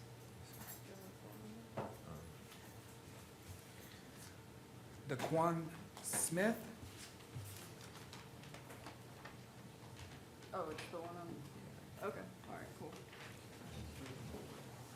And real quick, hold on, let's go back real quick on the other case. Oh, the judge wants to go back to Pugh's. Yeah. Was he previously appointed to PD when because he was set for a plea? Were you previously appointed the public offender? You were set for a plea. Did you have a public offender before? No, sir. All right, well then I need you to fill out that application then. All right? Yes, sir. All right, thank you. All right, Daquan Smith? How you doing, sir? Good. All right, Mr. Smith, I will appoint the public defender to represent you. I do find there is sufficient probable cause with regards to the offense of possession of MDMA and possession of cannabis with intent to sell or deliver. That's a lot. With regards to bond was previously set at 1,000 on count 1 and 150 on count 2. You do not qualify for PTR. Therefore, the court will leave the bond as previously set. And the added condition is that you not possess or consume any illicit substances or medications without a valid prescription. There is a case you were on release, which was 2019 MM 6494. That was a possession of cannabis charge. Defense, any additional argument with respect to that case? I would just ask the court to take no action just based on the nature of the offense of misdemeanor cannabis. State? Nothing from the state, Your Honor. All right, I'm gonna take no action on that case. Remain on ROR.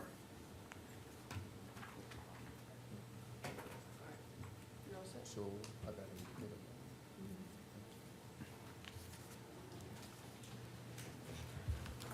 Audrey Walker? Are you Ms. Walker? Yes, sir. All right, Ms. Walker, I have here a warrant finding probable cause for your failure to appear for petty theft. You failed to appear for trial management on August 20th, 2019, and they revoked your release.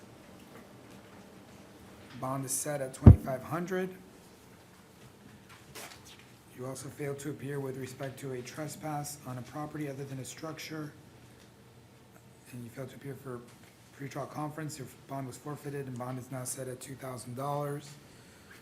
The court would leave the bond as previously set at $2,500 as to the first case and $2,000 as to the second case. Anything additional from defense? And she does not qualify for PTR.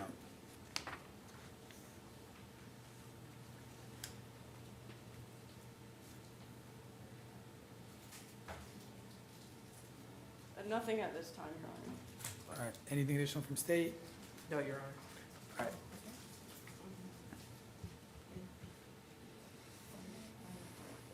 Dora Watkins? That's your word, and I emailed her to tell you you're here. You did. Yeah, all right. This is the one you should find. You should find it. All right, Ms. Watkins? Yes. Okay. I will appoint the public defender to represent you. I do find there is sufficient grounds for count 1, grand theft, 3rd degree.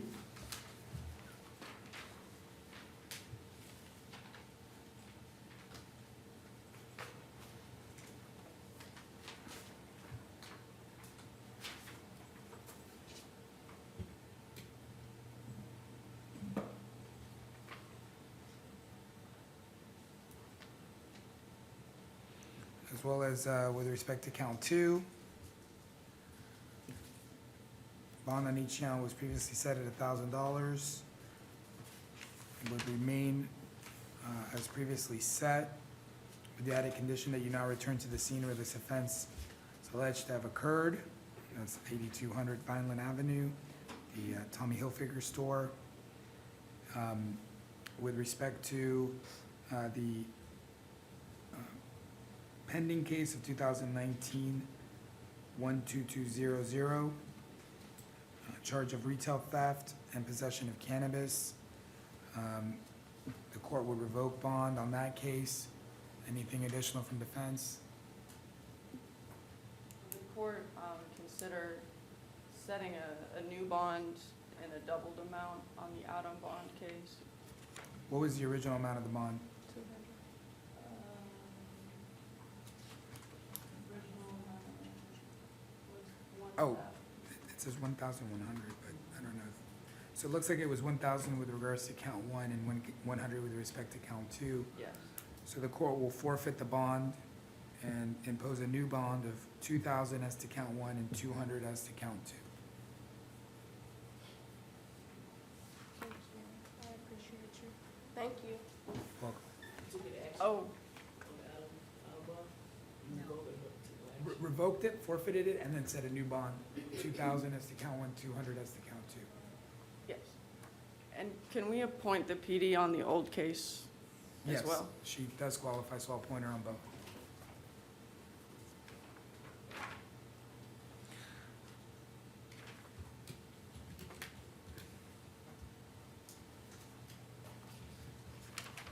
Bonilla Larreyanaga. All right.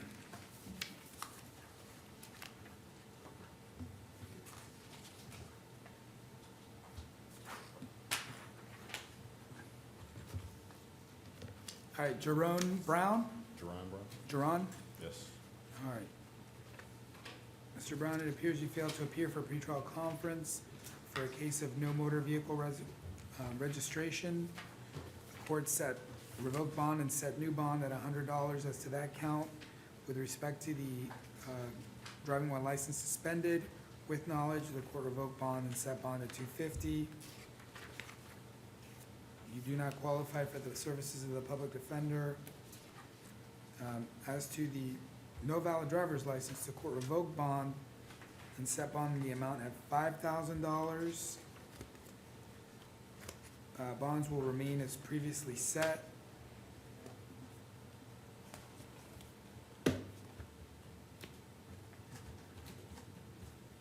All right, anything additional?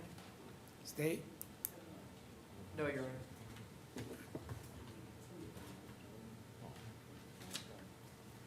Thank you. Thank you. Rolf? I can't say that. Pinheiro Duartisi? Your Honor, Devon. Make me struggle through it before they tell me.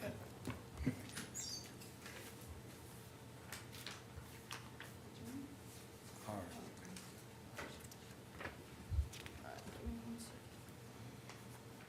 right. Ali Samayo Camilo?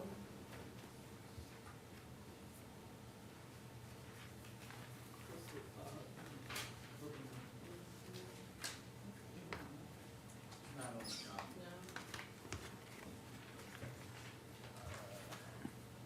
1902, 6553. Ally, Yes. Bundy. Okay.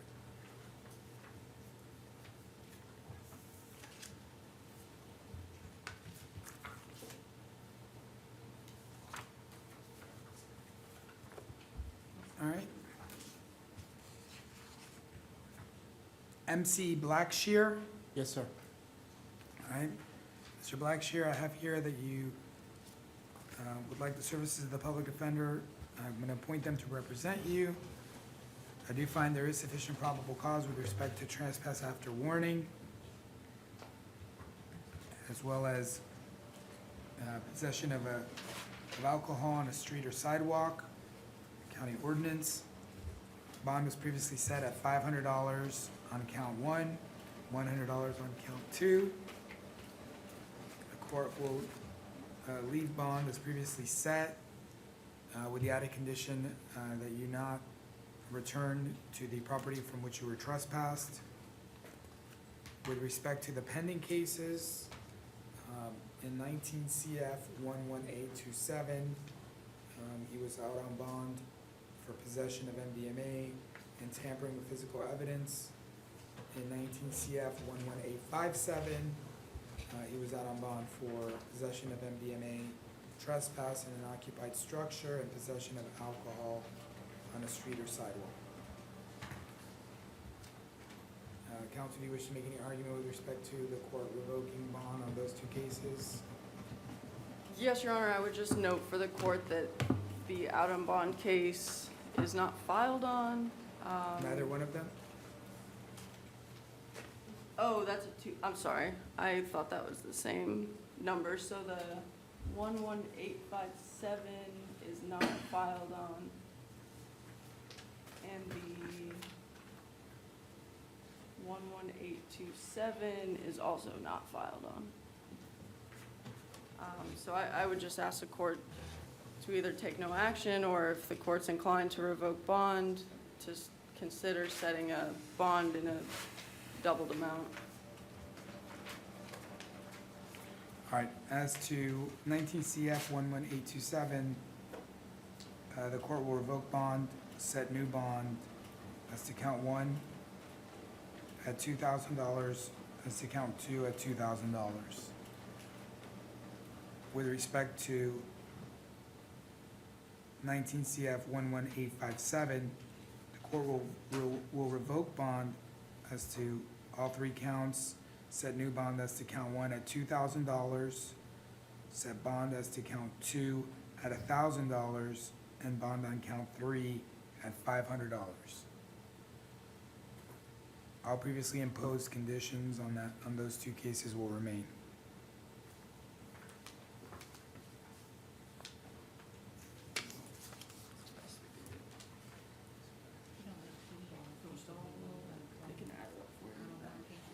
Yes, and given his application, we'll appoint the PD on all of his cases. Thank you. Daniel, I'm sorry, Atiba Daniel? Yes, sir. How you doing? Good. Mr. Daniel, I will appoint the public offender to represent you. Yes, sir. I do find there is sufficient probable cause with respect to the offense of trespass after warning. Bond was previously set at $500. The court would impose the same bond and require that you not return to the scene where that trespass occurred. Yes, sir. With respect to the possession of methamphetamine with intent, you were ROR'd. Has any action been taken with regards to that case? Yeah. Or- No action, Your Honor. All right, I'm not gonna do anything on that case, so, Yes. bond will, or ROR will remain as previously ordered. You can bond out just 500. Oh, no, so I ain't getting released though? No, but your other case is still released. All right, Wesley Gilbert.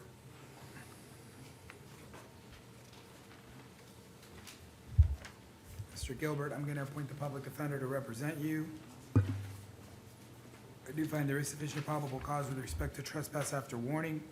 With respect to your new case, bond was previously set at $500. The court would impose same bond with the condition that you not return to the property from which you were trespassed.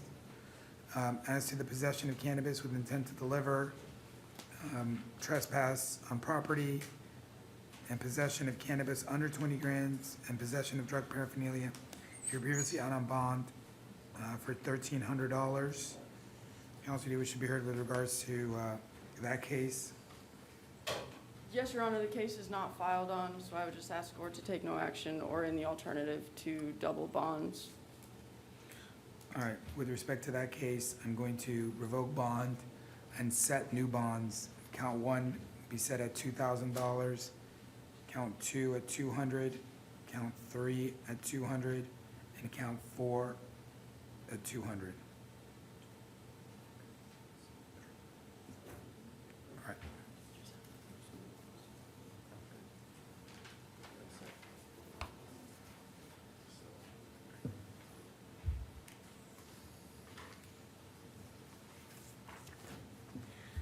Leno Jean, Yes, sir.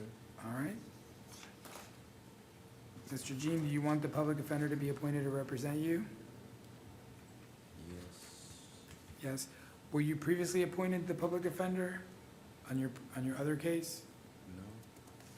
All right, I'm gonna provisionally appoint them. I'm gonna need you to fill out an affidavit for the court to consider whether they're gonna be permanently appointed to you. I do find there is sufficient probable cause with respect to the offense of trespass after warning. Bond was previously set at $500 and will remain at $500 with the condition that you not to return to the property from which you were trespassed. Counsel, with respect to the possession of methamphetamine, he was previously ROR'd. Has that case been filed on? It has not, Your Honor. And I would, The court will take no action with regards to that case. and I would just note for the court that there is an affidavit of insolvency in the other case, and he does have a PD. He does have one on the other case? All right, so then I'll appoint him on this case too. You don't need to fill out another application. Okay? Jonathan Montenegro? So you can, sorry, that was my fault. All right, Mr. Montenegro, I do find you qualified for the services of the public defender. I'm going to appoint him to represent you. I also find that there is sufficient evidence to establish probable cause with respect to the charge of retail theft. Bond was previously set at $250. And it appears that you do not qualify for PTR. So the court would leave the bond as previously set, require that you not return to the offense where this occurred, the Circle K at 801 South Cimarron Boulevard. Anything additional? No, Your Honor. All right, thank you, sir.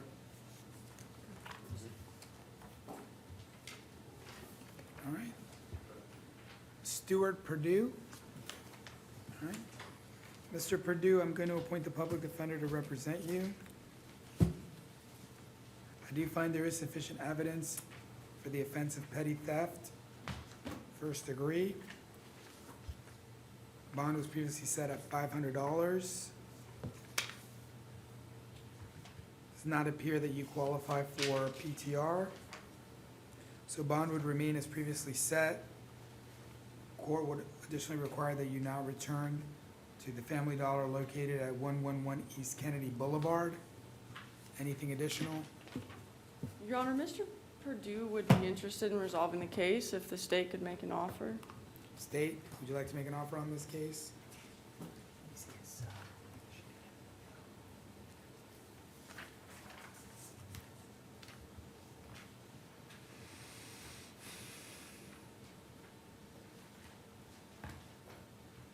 Not at this time, Your Honor. All right, and the court won't make an offer, it appears. He's got extensive criminal history, so you're gonna have to wait until your court date comes up, all right?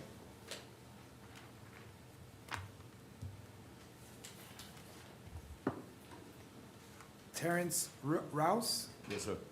All right. Mr. Rouse, I'm gonna appoint the public defender to represent you. I do find there is sufficient probable cause for the charge of resisting officer without violence. Bond was set at $500 and would remain set at $500 as he does not qualify for PTR. The added condition would be that he not possess any weapons. Anything additional? No, Your Honor. James Taylor? I'm sorry, Your Honor, I misunderstood Mr. Rouse. He's looking for an offer from the state. State? There's no offer at this time. All right, so you're gonna have to wait for your court date, okay? Mr. Taylor? How you doing, sir? Good. Mr. Taylor, I will appoint the public defender to represent you. I do find there is sufficient probable cause for the offense of trespass after warning. Bond was set at $500 and would remain set with the condition that you now return to the property from which you were trespassed. It appears you previously bonded out on 19 MM 6814 for trespass on property. But, Defense,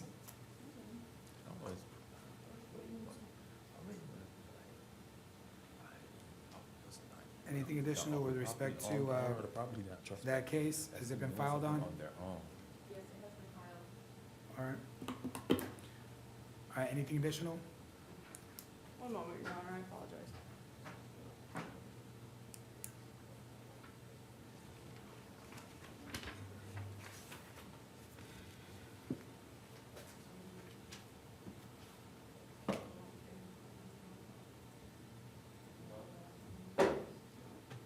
Your Honor, we're just. I need to attack that first we're- case first. Okay, we're just asking for the court to take no action on the out on bond case. Mr. Taylor does plan to take the case to trial based on the underlying facts in the case. The And first, do we know what the original bond amount was on the first case, on the first trespass case? it was something totally different. It was a possession with intent. They dropped it down to a trespass. It was $100.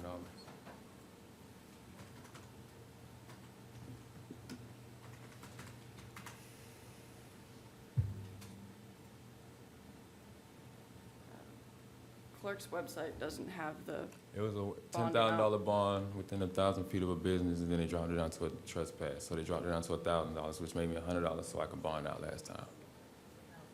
Okay, all right. So I'm gonna forfeit that bond. I'm gonna set a new bond on the original case of $2,000. All right, so it'll be $2,000 with respect to 19 MM 6814. 2,000 and on 2,000 on 500? that case, and then $500 on this case that you were arrested on recently. All right? Conditions are that you now return to the scene where the trespass occurred. So they filed the other one. There's no offer.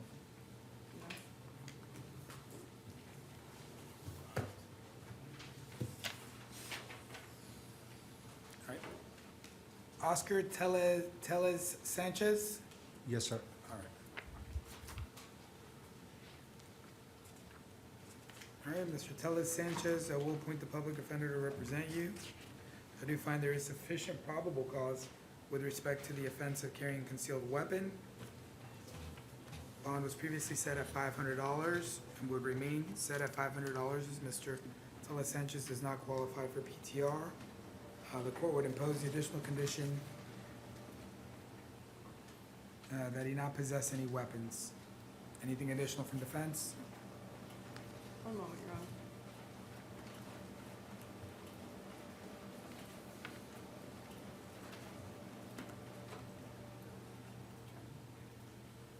Honor. Your Honor, we'd just be asking for an offer to resolve the case from the state. State? There's no offer at this time. All right, so you're gonna have to wait for your court date.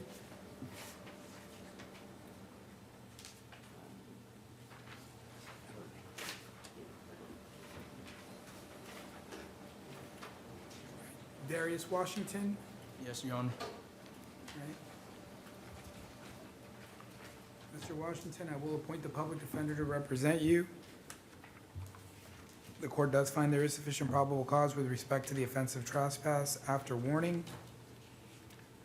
Bond was set at $500 and would remain at $500 with the added condition that you now return to the property from which you were trespassed. There's also a pending case in 19 CF 11599, possession of cannabis greater than $20 and trespass on property after warning. It appears bond was originally set at 1,000 on count 1, 500 on count 2. Counsel, do you wish to be heard with respect to that charge? Yes, Your Honor. I would just note for the court that there has been no information filed, and I would ask the court to take no action or in the alternative to set a new bond.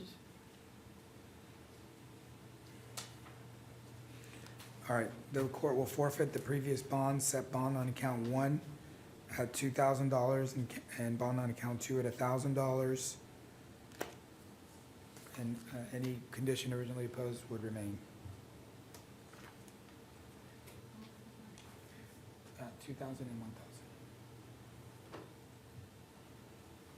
Could we appoint the public defender on the Autumn bond as well? Yes, I'll appoint the PD on that case based on the affidavit submitted today.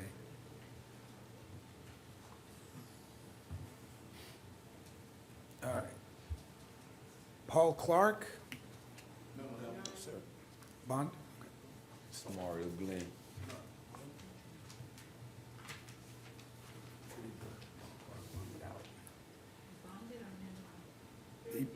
Oh, he refused. All right, reset, sorry. Kenneth Deckel?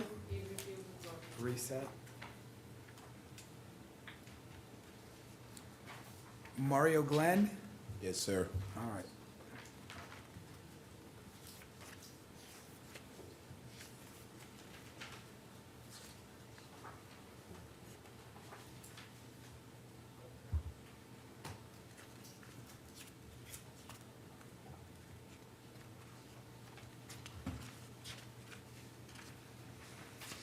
All right, Mr. Glenn, I'm going to appoint the public defender to represent you. Court finds there is sufficient probable cause with respect to the offense of disorderly conduct, as well as the offense of possession of MDMA. Bond was previously set on both cases. For the possession of MDMA, it was set at $1,000. For the disorderly conduct, it was set at $250. a court would leave bond as previously set. As to the possession case, the court would add the condition that he not consume or possess any illicit substances or any medications without a valid prescription. With respect to the disorderly conduct, the court will require that he now return to the location at 520 South Orange Blossom Trail. All right, anything further from defense? Just ask the court to consider setting count 1 at ROR based on the nature of the offense being manhandled.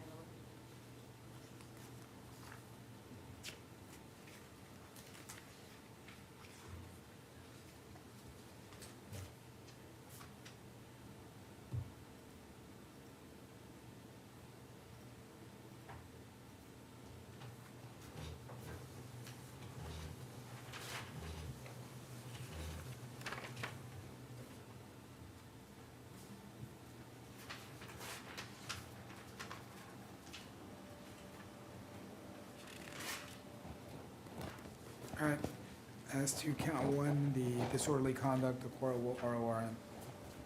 And Your Honor, I apologize. Mr. Glenn's also informed me that he wouldn't be able to afford the monetary bond as to count 2, and so I'd just amend my request. I do believe, based on, this is a weight of the evidence argument, that this, that any evidence of the drugs could be suppressed based on this being an illegal search.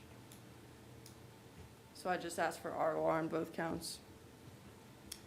Well, I'm gonna leave the bond as set on count 1 at 1,000 as to the possession charge, ROR as to the disorderly.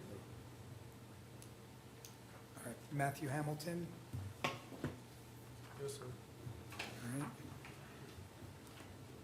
And I think the public defender was appointed yesterday. This is the case that was brought back for review. Any additional argument with respect to PC defense,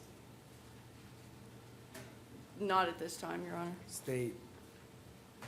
Your Honor, upon further review, the state would argue that there is probable cause on each of these, in each of these cases.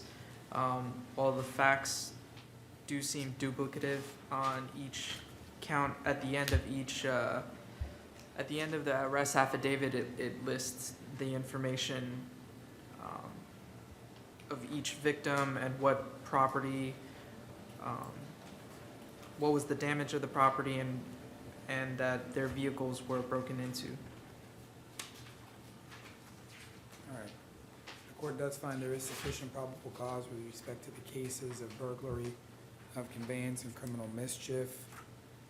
The court would leave the bonds as previously set with the added condition that he not return to the area where the alleged incidents are deemed to have occurred.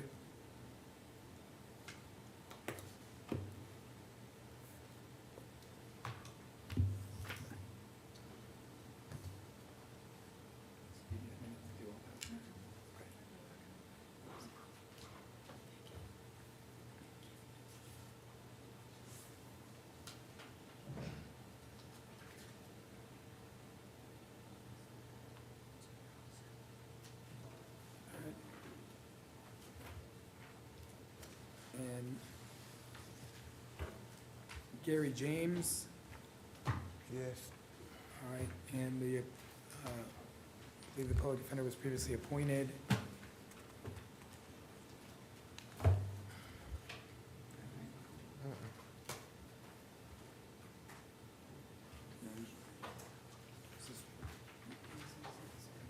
Mr. James does qualify for PTR.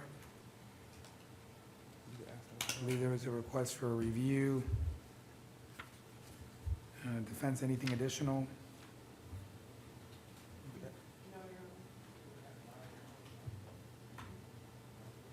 Oh, okay.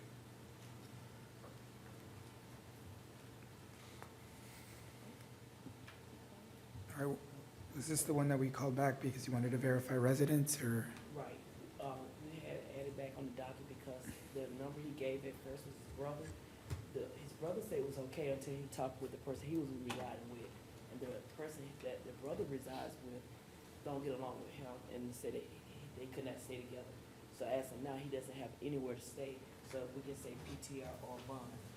We don't have anything. All right. All right, so at this time, the court will set bond as to count one at $1,000, count two at $100, with the condition that he not return to the residence, that he have no contact with the victim whatsoever, and that he not possess any weapons. In the alternative, if he can verify residence, he'd be released to PTR with the same conditions as to both counts. All right, so they're gonna come and talk to you again, so just make sure you give.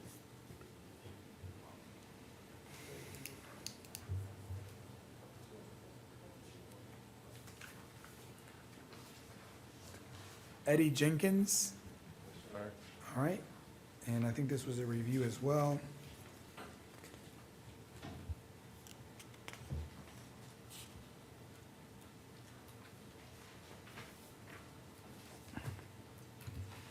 Usually did not qualify for PTR.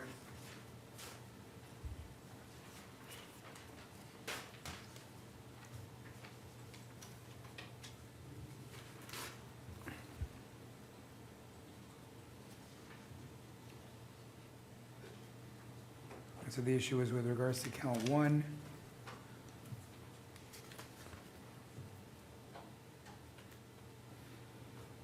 Council, do you have any additional, Council for the City, do you have any additional information with regards to count one?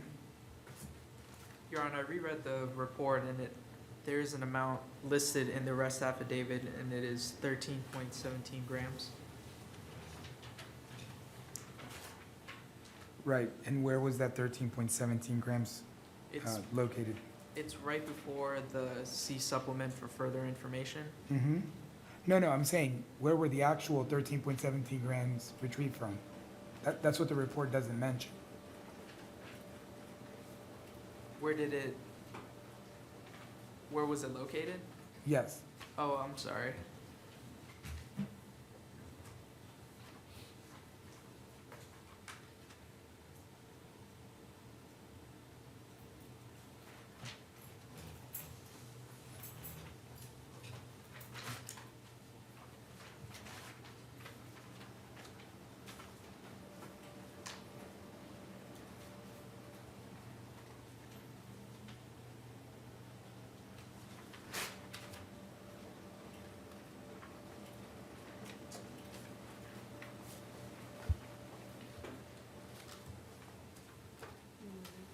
It seems that it just said that it was located in plain view inside the vehicle.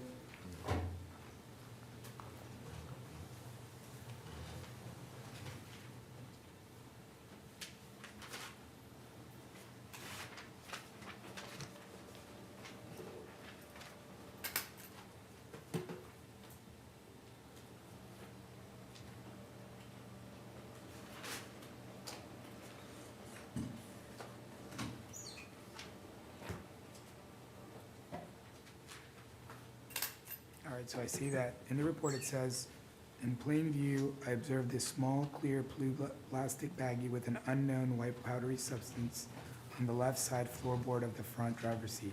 A sample of the suspected drug was tested with a presumptive field test for the presence of fentanyl. The results were presumptive positive.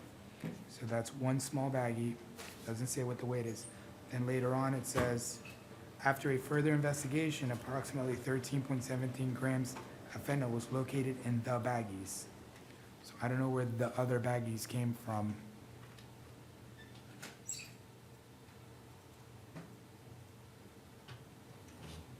Is there anywhere in the report that details where that came from?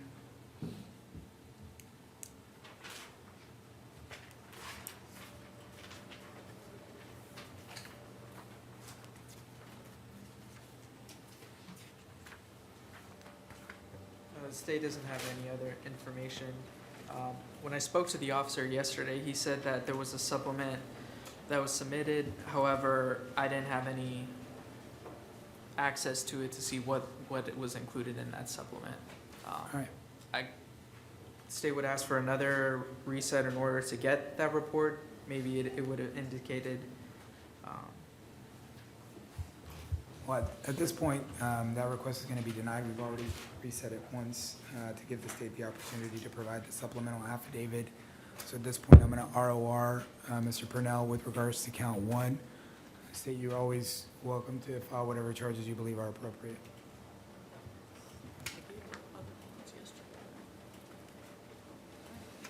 Willie Johnson. State, with regards to Mr. Johnson, this is another 24-hour review. Is there any additional information with regards to the robbery with firearm? I mean, with a weapon? no, Your Honor, I reached out to the officers and wasn't able to receive any new information. All right, so at this point, I'm going to ROR him as to the robbery. Any additional argument with respect to the resisting? No, Your Honor. All right, so the resisting will remain as previously set at $100. He is not to possess any weapons.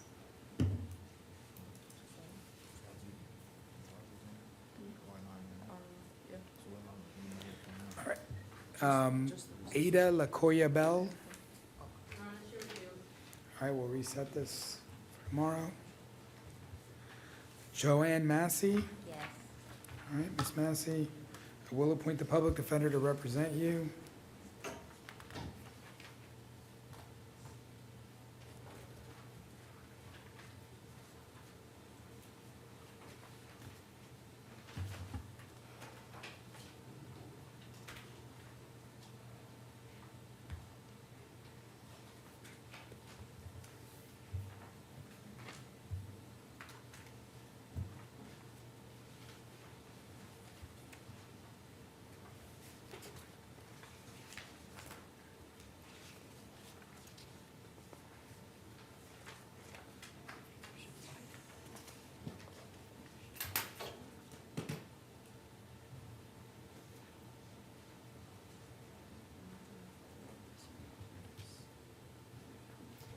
All right. And state, with regards to probable cause, it says larceny, first degree, grand theft.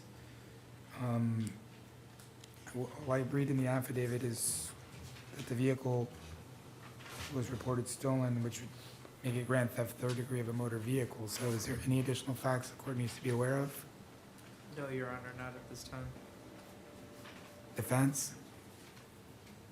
No, Your Honor. I agree with the court. All right, so the court only finds PC as to grand theft, third degree motor vehicle. Court will set bond at $2,500 with the condition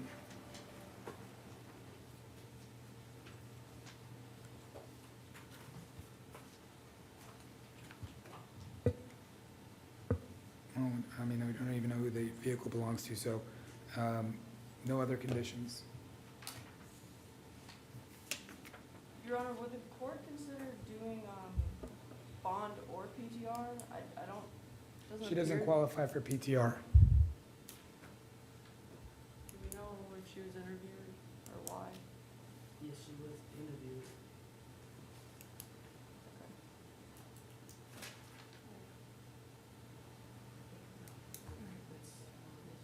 Yeah. PC only has to grant the third. You're also. All right. Gerald Lee Spitzer. All right. He refused.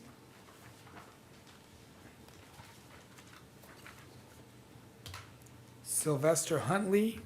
Yes. Hi, Mr. Huntley. Would you like the court to appoint the public defender to represent you? No. Yes? No. No? All right. I do find there is sufficient probable cause with respect to the offense of camping. Sir, would you like to attempt to resolve your case today? Yes. State, is there an offer? I'm sorry, Your Honor, what was the name? It was Mr. Sylvester Huntley.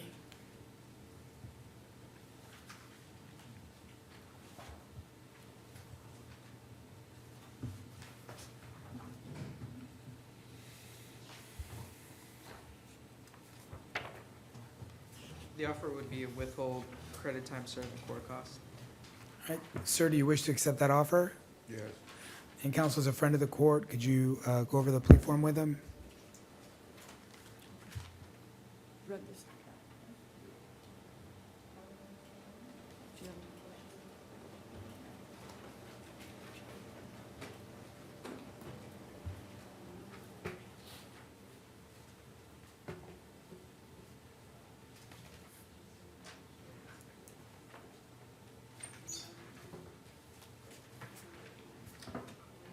Oh, I'm not appointed, so we'll just get.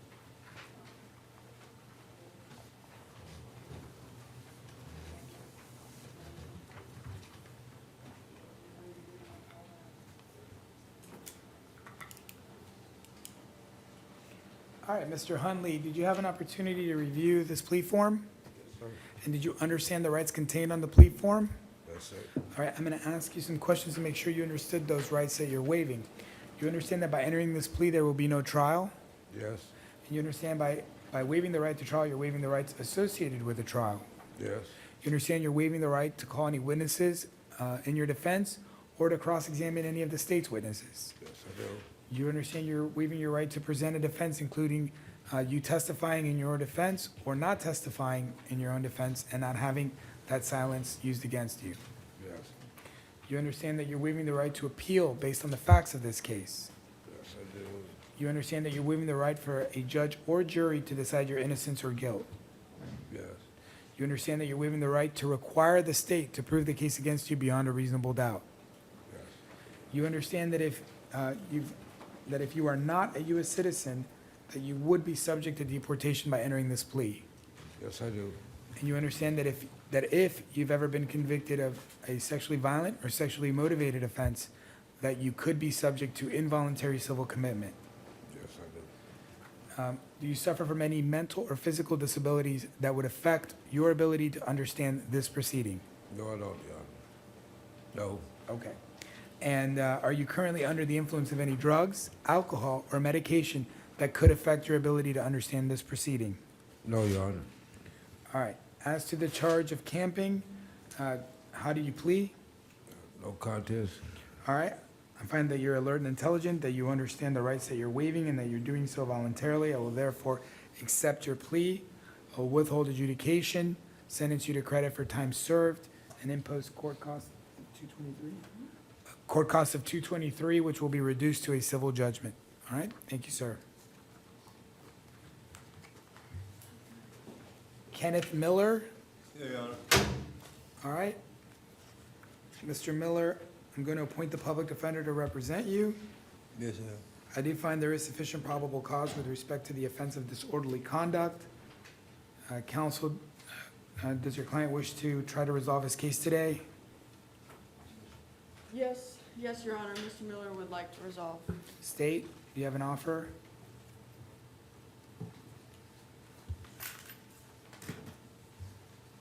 The offer would be a withhold credit time served and court costs.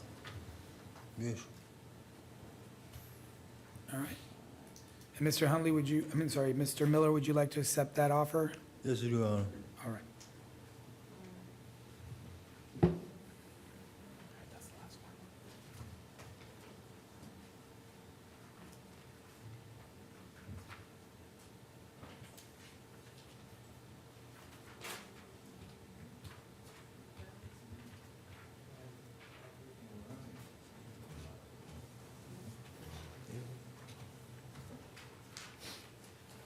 Thank you.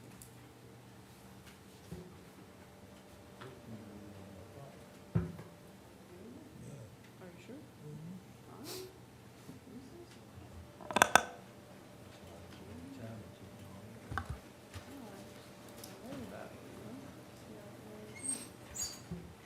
right. Thank you. All right. And Mr. Miller, do you need any additional time to speak to your lawyer? No, no, Judge. All right.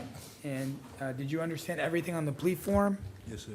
All right, I'm going to go over a few things to make sure that you understand them. You understand that there will be no trial? Yes, sir.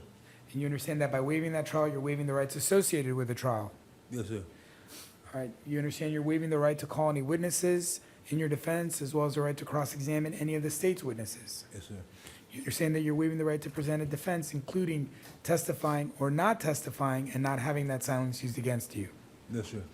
You understand that you're waiving the right to require the state to prove the case against you beyond a reasonable doubt. Yes, sir. And you understand that you're waiving the right to have a judge or jury decide your innocence or guilt. Yes, sir.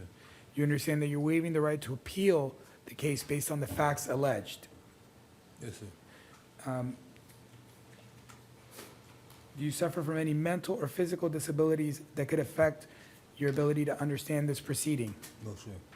Are you under the influence of any drugs, alcohol, or medication that could affect your ability to understand this proceeding? No, sir.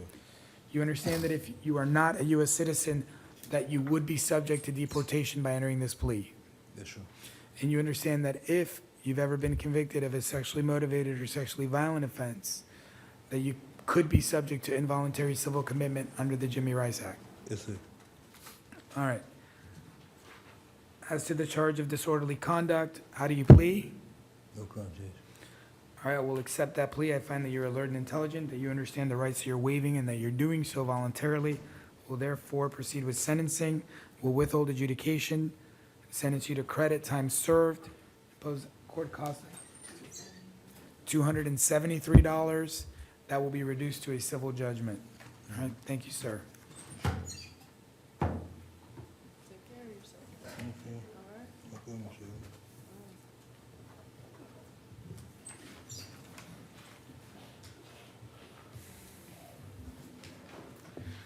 All right, that concludes first appearances for Orange County.